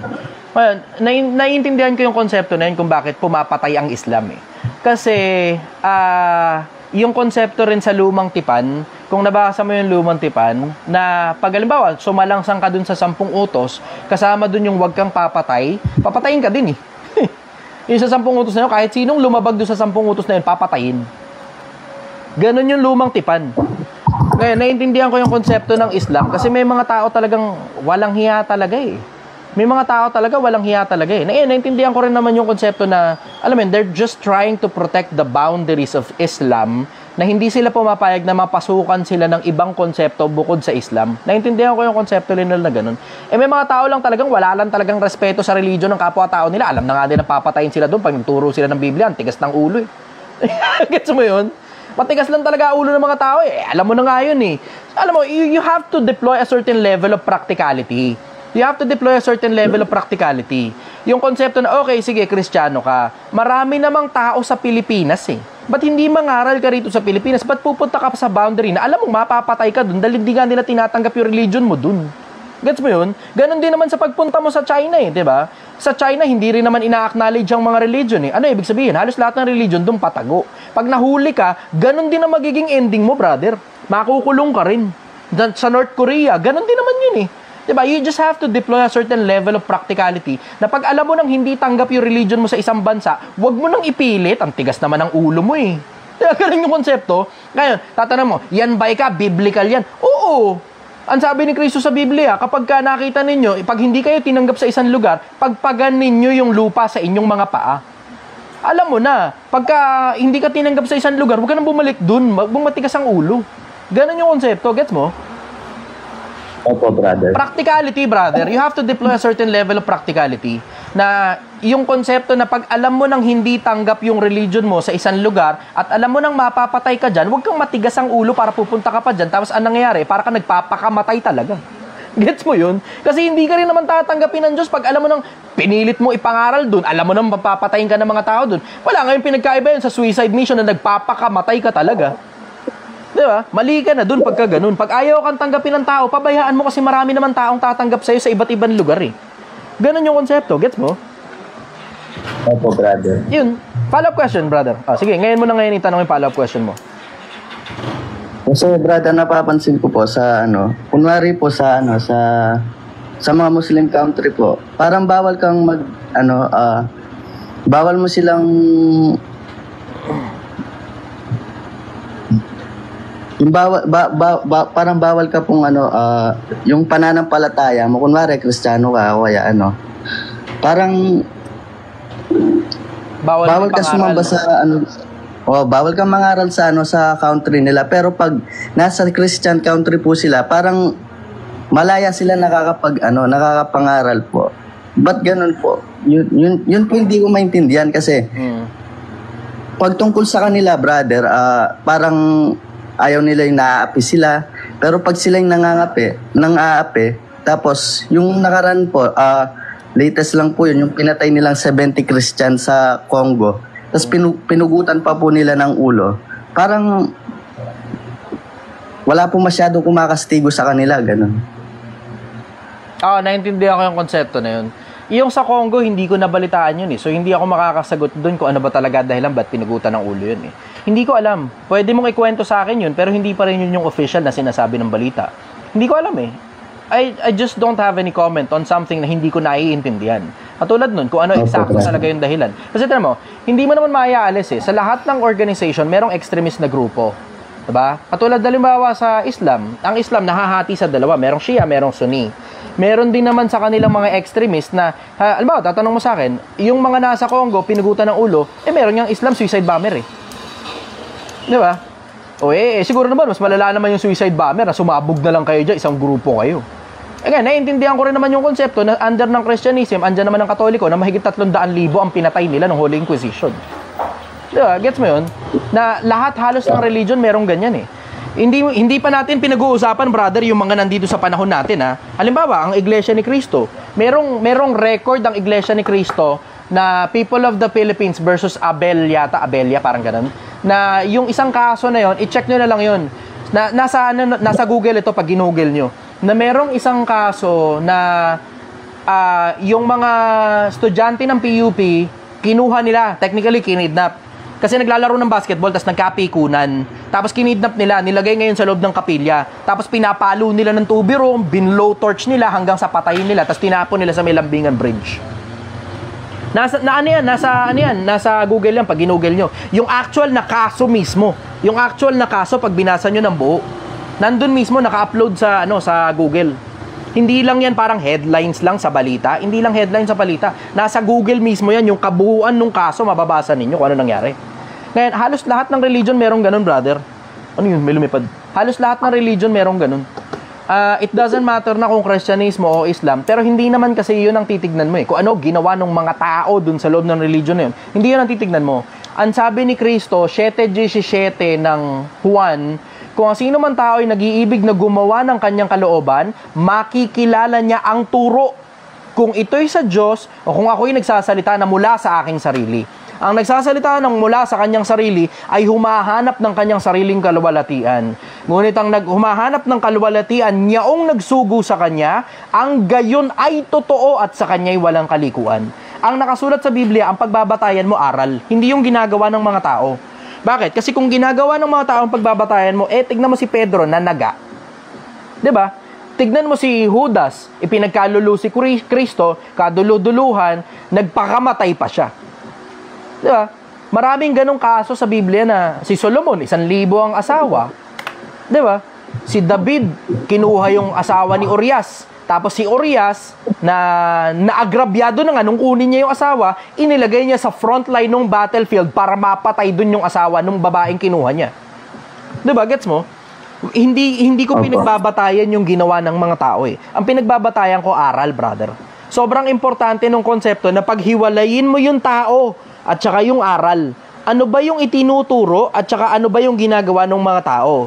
Ang nakikita ko kasi sa Islam, diretso nakikita ko sa Islam, meron silang hindi birong tindi ng tapang pagdating sa pakikipaglaban nila tungkol sa religion nila, na okay lang sa kanilang mapatay sila para sa Diyos nila. Naniniwala ako sa ganun eh. Diretso, naniniwala ako sa ganun. Nagkakatalo na lang kung kaninong Diyos ka mapapatay. Ganun yung konsepto sa akin eh. Naniniwala ako dun sa konsepto na dapat mo talagang ipaglaban yung pananampalataya mo hanggang mapatay ka, hindi para pumatay ka, hindi ganun. Pero hanggang kung sakali man na dumating sa punto na kailangan mo nang ibigay yung buhay mo alang-alang sa pananampalataya, sa akin, so be it. Andun ako sa ganong level. Andun din ako sa level na hindi ka dapat pumayag na ang mga kababaihan mo sa loob ng religion mo, pinababayaan mo na lang na nagsusuot ng mga mahahalay na damit. Ang Islam, diretso, mahigpit sila pagdating sa pananamit ng mga babae. Isama mo na rin at the same time yung konsepto na pagdating sa pag-uusap pananampalataya, talagang, alam mo yung masidhi talaga yung hangarin ng Islam na ipangaral yung pananampalataya nila to the point na namimigay na sila ng libreng Quran, namimigay sila ng libreng babasahin, nag-iimprenta sila, tapos they have this discipline na kapag tungkol sa Islam yung sinasalita mo, hindi sila nag-o-on ng monetization sa social media. Yun ang napansin ko sa kanila. Hindi katulad ng ibang mga pastor Kristiyano, putang ina, hihingin na nga yung 10% ng sweldo mo, pagka nangangaral sila sa social media, naka-on pa yung monetization. Naka-on yung monetization, makakakita ka ng ad sa kanila eh. Kung ako, isipin mo ako nga, ordinaryong vlogger lang vlogger lang. Hindi mo ako makukonsider na mangangaral o parang pastor, hindi eh. Ako, independent thinker, ordinaryong taong bayan, may sariling opinion. Pero hindi ko tino-turn on yung monetization ko dun sa mga panahong magsasalita ako tungkol sa Biblia o tungkol sa Quran. Hindi ko tino-turn on monetization ko. Kaya nga tingnan mo, yung itong live ko dito sa Facebook, mapapansin mo walang kinikita to eh. Walang option dito para magbigay ka ng stars, walang option dito para merong ad sa ilalim. Wala, as in purely libre lang talaga to. Gusto ko lang talagang makatulong sa mga tao.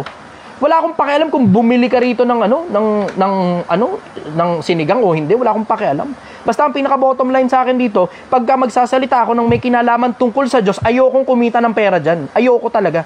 Ako, personal preference ko, ayokong kumita ng pera pag nakikipag-usap ako tungkol sa Diyos. Yun nga yung dahilan kung bakit, pag halimbawa, kinuha mo akong speaker sa programa mo, magpapabayad ako sa'yo pag may kinalaman sa negosyo yan. Pero, pag tungkol sa mga bagay na may kinalaman sa pananampalataya, kung kaya ng oras ko, mai-interview mo ko, libre lang. Libre. Basta tungkol sa pananampalataya o tungkol sa kabataan in general, hindi ako nagpapabayad. Libre lang, kahit ako pa yung gumastos, okay lang. Basta kaya ng oras ko, kahit ako pa yung gumastos. Basta tungkol sa spiritualismo, tungkol sa pananampalataya, tungkol sa religion, tungkol sa kinabukasan ng mga kabataan, o yung mga kabataan, programa ng kabataan ang magtatanong sa akin, libre lang ako. Hindi ako nagpapabayad pagka ganun. So yun, overall, yun ang napansin ko dun sa dalawang religion na yun. Yun ang sagot ko dun. Follow-up question, brother. May kasama ka ba dyan sa bahay? Ba't parang may multo yata dyan? May umiiyak? Ano po, brother, mga alaga po namin. Mga anak po namin. Alam ko may umiiyak dyan. Okay. Creepy yung brother Yeah, follow-up question Ito po, brother. Ito po, last na lang po to. Kaya siguro ang Islam ang fastest growing religion noong pumanaw ang Propeta Muhammad at iwan ng mga Muslim. At na masakop ng mga Muslim ang 1/3 of known world within 150 years. Bigyan ng option ng mga tao. Unang option, magpa-convert ka. Second option, magbayad ka ng buwis. At pag hindi natupad yun, brother, papatayin sila gamit yung espada nila. Ba't ganun sila, brother? Yun hindi ko maintindihan, brother, bakit sa Biblia, pagmamahal sa kapwa, yung parang Inihahatid ni Kristo, brother. Oo. But si Propeta Muhammad, parang dahas. Parang sapilitan sila, ganon. It is Yun ang their di ko way. maintindihan, brother. Ako nakukuha ko yung konsepto na yun eh. Hindi naman sa ipinagtatanggol ko Islam, ano? Hindi naman ganun. Kasi alam nyo naman na hindi naman ako miyembro ng Islam eh.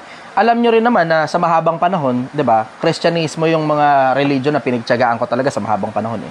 Hindi naman ako depensador ng Islam, pero ako I am a free thinker. Lumalabas ako sa konsepto ng Kristyanismo, lumalabas din ako sa konsepto ng Islam. Ngayon, naiintindihan ko yung konsepto na ako personal naniniwala ako sa Diyos. Naiintindihan ko yung konsepto na kung halimbawa ikaw yung gumawa ng langit at lupa, tapos alam mong ikakapahamak ng mga taong ginawa mo yung paniniwala sa ibang mga Diyos, ano gagawin mo? Ganon yung konsepto sa akin eh. Alam mong ikakapahamak ng mga ginawa mo yung paniniwala sa ibang mga Diyos. Naiintindihan ko yung konsepto na yan. Iba-iba kasi ang approach eh. Iba-iba ang approach. Hindi ko lang alam dyan kung alin dyan sa mga Diyos na yan yung totoo. Pero naiintindihan ko kasi yung konsepto na kung ikaw ang Diyos, alam mong mapapahamak yung mga tao pag naniwala sila sa ibang mga Diyos, anong gagawin mo?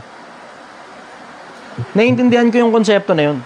Na merong konsepto ng patayan, naiintindihan ko yung konsepto na may buwis na kailangan bayaran, naiintindihan ko yung konsepto na mahigpit yung isang religion tungkol sa pagpasok ng ibang religion sa bansa nila, naiintindihan ko yung konsepto na yun, brother.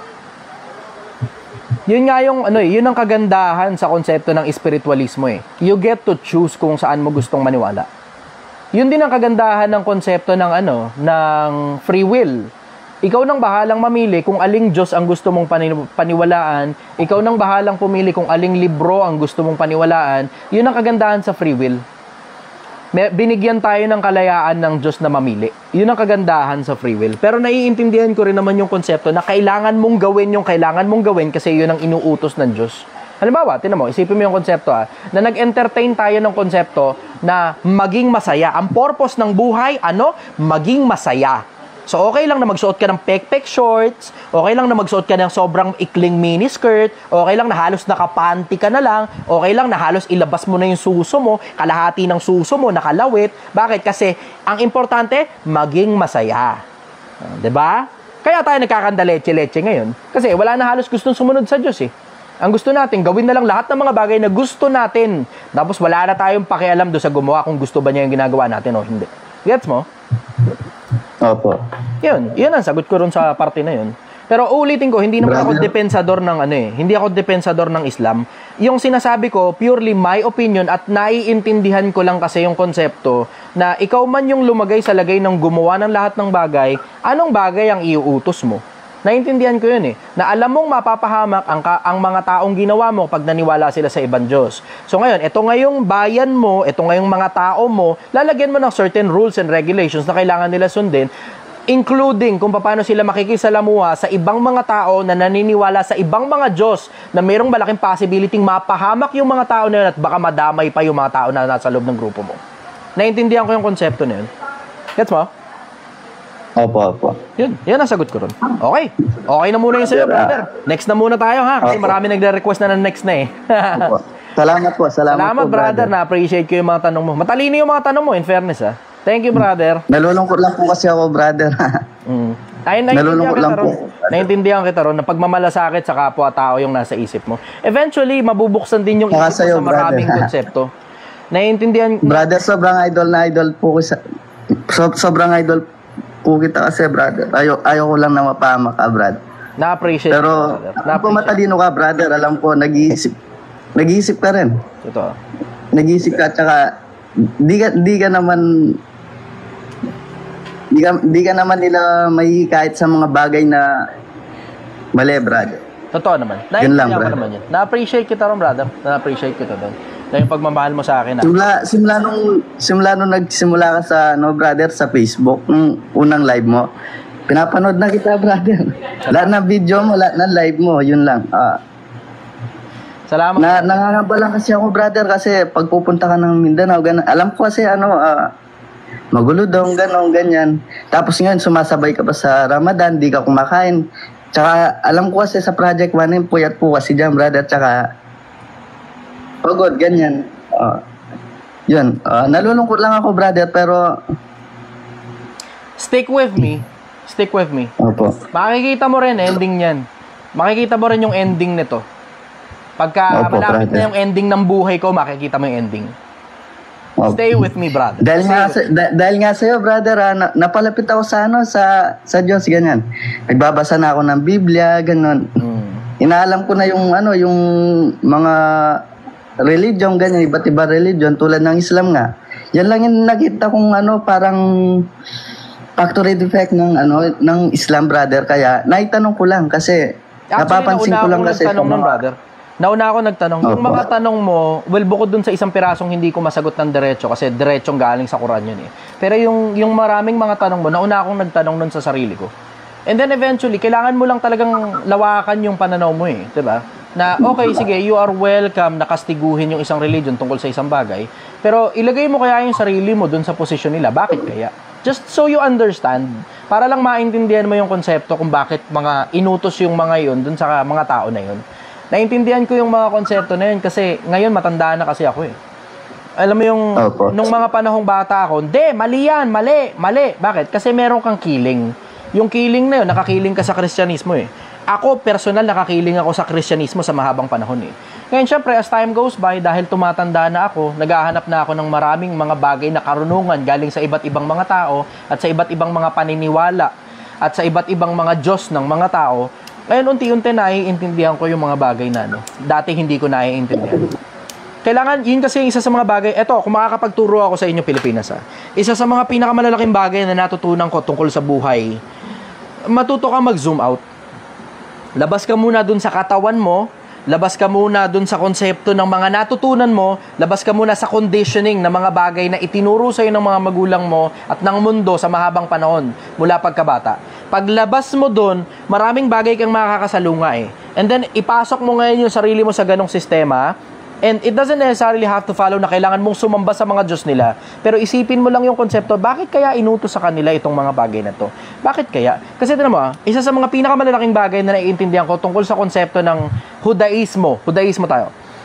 Yung sa kanila ibinigay, Hudyo, sa kanila ibinigay yung yung mga Ebreo, sa kanila ibinigay yung 10 utos. Ngayon, nung ibinigay sa kanila yung 10 utos sa mga Ebreo, kasama ron sa ibinigay sa kanila yung kwento kung ano ba nangyari in the past. Katulad ni Ibrahim, si Abraham kung tawagin, si Abraham, nagkaroon ng 2 anak. Yung 2 anak niya, galing sa 2 magkaibang babae. Si Isaac at saka si Ismael. Kung di mo napapansin, ang Kristyanismo galing sa hanay ni Isaac.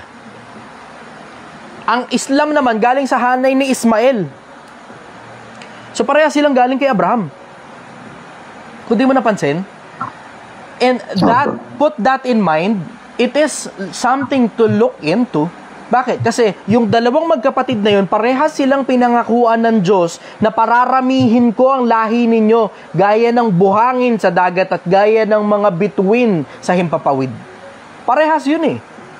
Yung 2 magkapatid na yun, parehas silang pinangakuan na parehas silang pararamihin.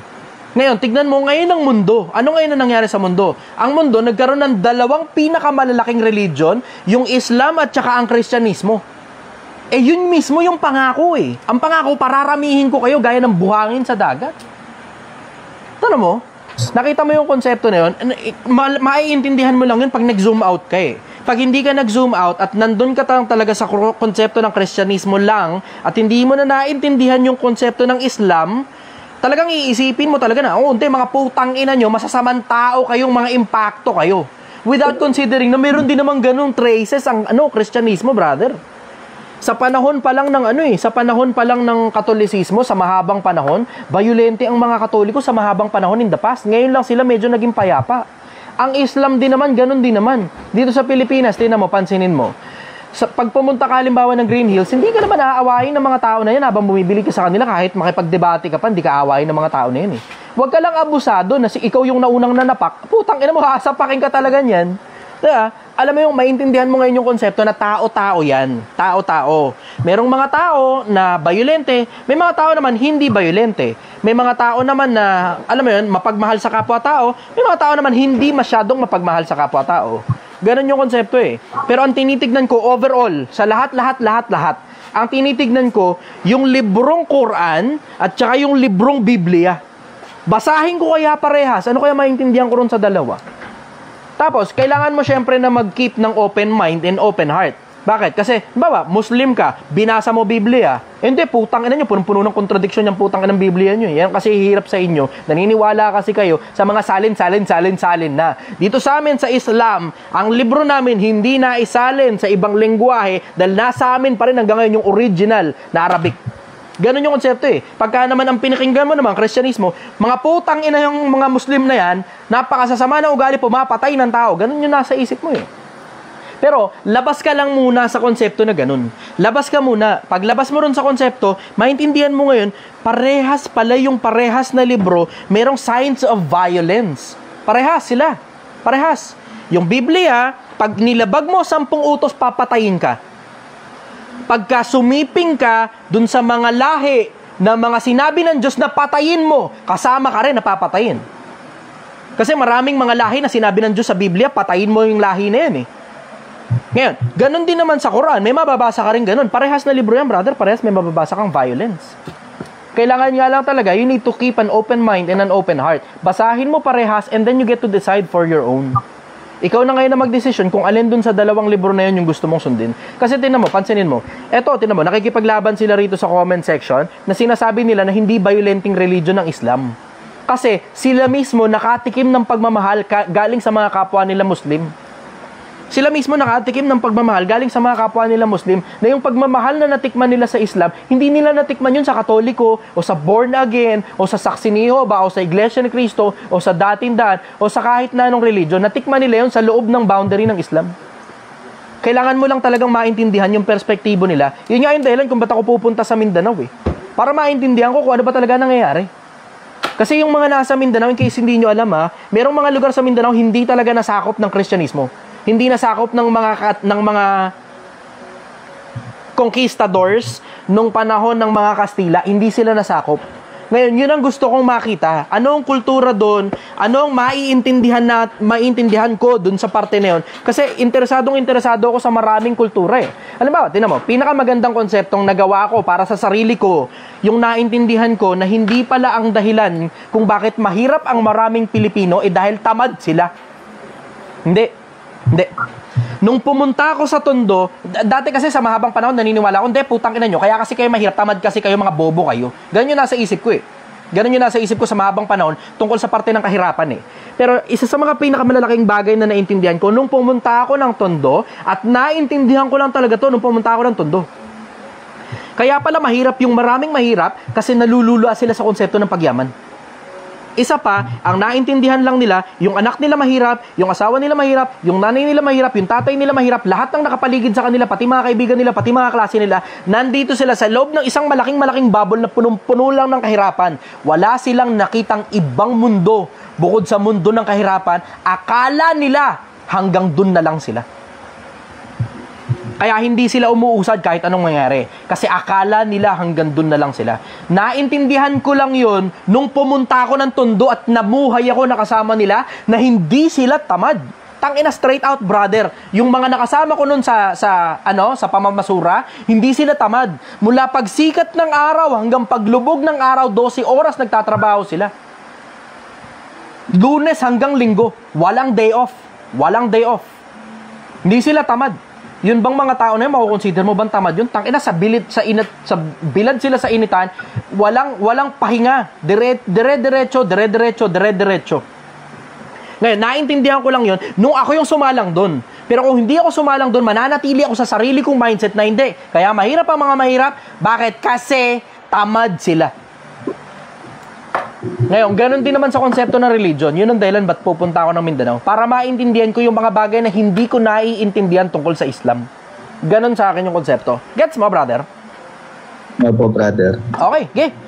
Okay, maraming salamat, brother. Na-appreciate kita. Na-appreciate ko rin yung pagmamahal at pagmamalasakit mo sa akin. Bihira yung mga tao. Opo, ingat ka po lagi, brother. Salamat, brother. Ang Diyos na bahalang mag-ingat sa akin. Okay, sige. Next na. Last na siguro to kasi alas 5 na eh. Kailangan na namin syempre umuwi. Tutulog muna tayo. Tsaka mag-ML din muna ako. May mga babae kayang gustong magtanong. May mga babae sana gustong magtanong. Ito to, Miss Gray. Miss Gray. Ayan. Babae naman muna. Wag muna, puro lalaki na lang tayo rito. Baryo batutoy na tayo eh. Mag-ML muna ako pagkatapos ito. Malalaro muna ako pagkatapos ito. Miss Gray, good morning. Taga saan ka?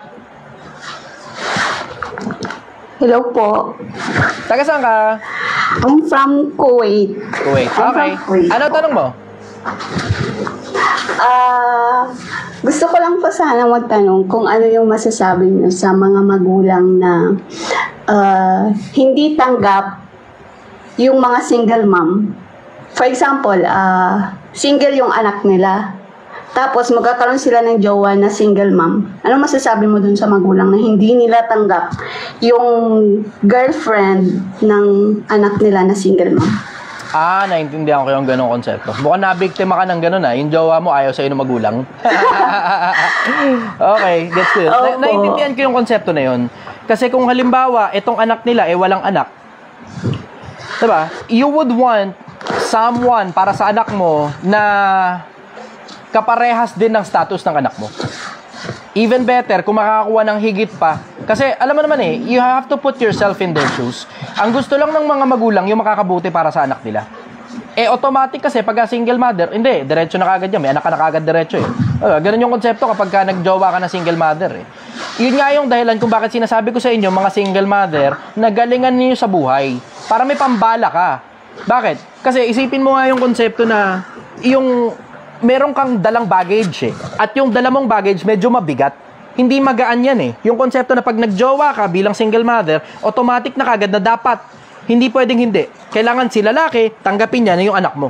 Automatic yun So may automatic kang mabigat na baggage kagad. At lahat tayo ng tao may kanya-kanyang baggage May mga lalaking sira talaga yung ulo, katulad ko. Gusto ko para sa kapwa-tao ko, ikabubuti ng kapwa-tao ko. Minsan kahit doon na sa puntong, alam mo yun, ako mismo, hiniwalayan ang sarili kong kasintahan. Ganun. Sira lang talaga ulo ko Factory defect ko yun Yung matinding pagmamalasakit sa kapwa-tao, isa sa mga factory defect ko yun, na natutunan ko lang, ngayong medyo matanda-tanda na ako ng konti. Isa sa mga factory defect ko yun. Lahat tayo may kanya-kanyang factory defect. Lahat tayo may kanya-kanyang problema. Lahat din tayo may kanya-kanyang baggage. Yun nga yung dahilan kung bakit sinasabi ko sa inyong mga single mother at lahat na ng mga tao sa Pilipinas, galingan nyo sa buhay para may pambala kayo higit kesa ron sa mga factory defect ninyo na pinanganak na kayong may ganong problema o dun sa mga baggages na daladala ninyo na single mother ka o single father ka, at least man lang at the very minimal, magaling kang gumawa ng pera, magaling kang magaling kang kumarinyo, magaling kang magmasahe, magaling kang magmahal. Yun ang masasabi ko ron. Yun, that's it. Paano po pag for example, wala naman siyang trabaho Kung baga ganun, wala naman siyang trabaho ako naman, bakit, kung ikaw naman yung may trabaho at pakiramdam mo parang masyadong mataas ang tingin ng magulang niya sa kanya at mataas din masyado ang tingin niya sa sarili niya, pero wala naman talaga siyang binatbat, bakit mo naman kasi pinipili yan? Sablay ka rin Aanakan ka lang ulit niyan, tapos another baggage na naman sa'yo yan Sablay ka rin sa pagpili Ba't kasi pumili ka ng ganyang walang trabaho? Mukhang ikaw pa yata magsusustento dyan Tamo. Na-real talk ka ngayon. Hindi, kasi hindi po kasi yung malay mo magkaroon siya ng work. Tamo, tang-inang yan. Alam mo, ito kasi ang problema ninyo Ang problema nyo mga putang ina kayo, lahat ng babae na lang ganito.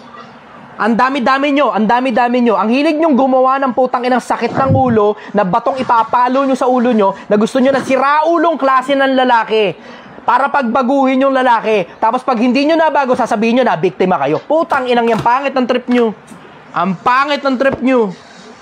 Pumili ka pa ng ganyan, tapos pag naanakan ka, dagdag baggage na naman sa'yo. Tapos magrereklamo ka na naman, bakit yung magulang ayaw sa single mother? Putang ina mo, dinamihan mo yung mga kasama mo sa buhay na puro siraulo, naaanakan ka lang, tapos tatakbuhan ka na pagkatapos. Ang tigas ng ulo mo. Ay, nako.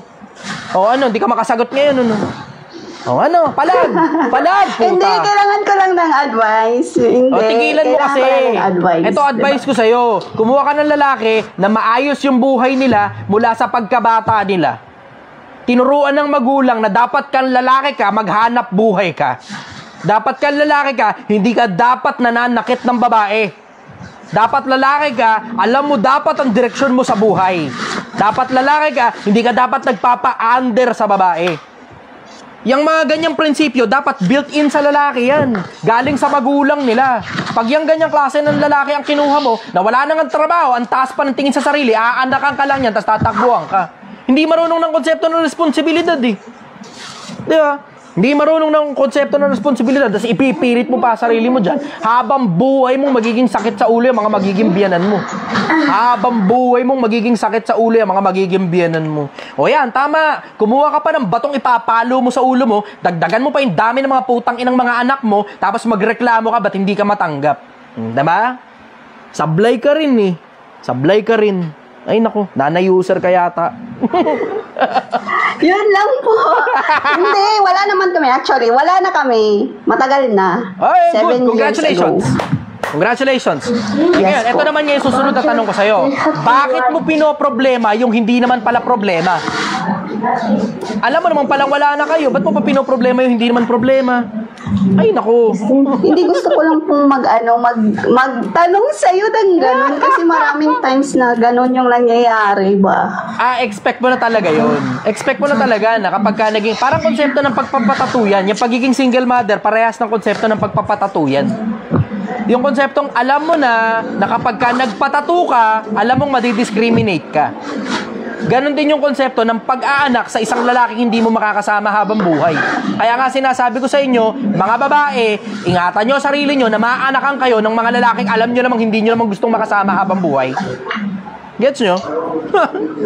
Yan na mismo yun. O ngayon, yan yung konsepto na yan, na may anak ka na, para kang may tattoo niyan.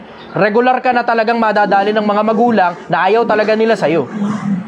Bakit? Ikaw man yung lumagay sa lagay ng lalaki. Gusto mo ba, pag halimbawa may anak kang lalaki, mag-asawa ng single mother. Na hindi mo naman alam kung ano karakas nitong babae na to, kung itong babae na to, may maipagmamalaki ba sa'yo o wala. See? Ganon yung konsepto.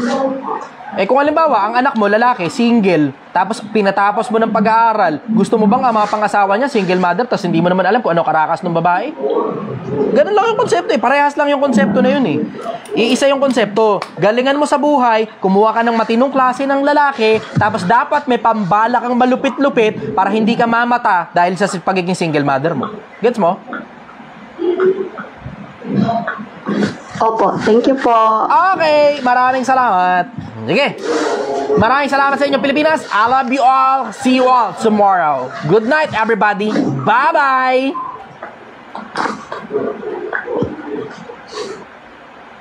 Okay.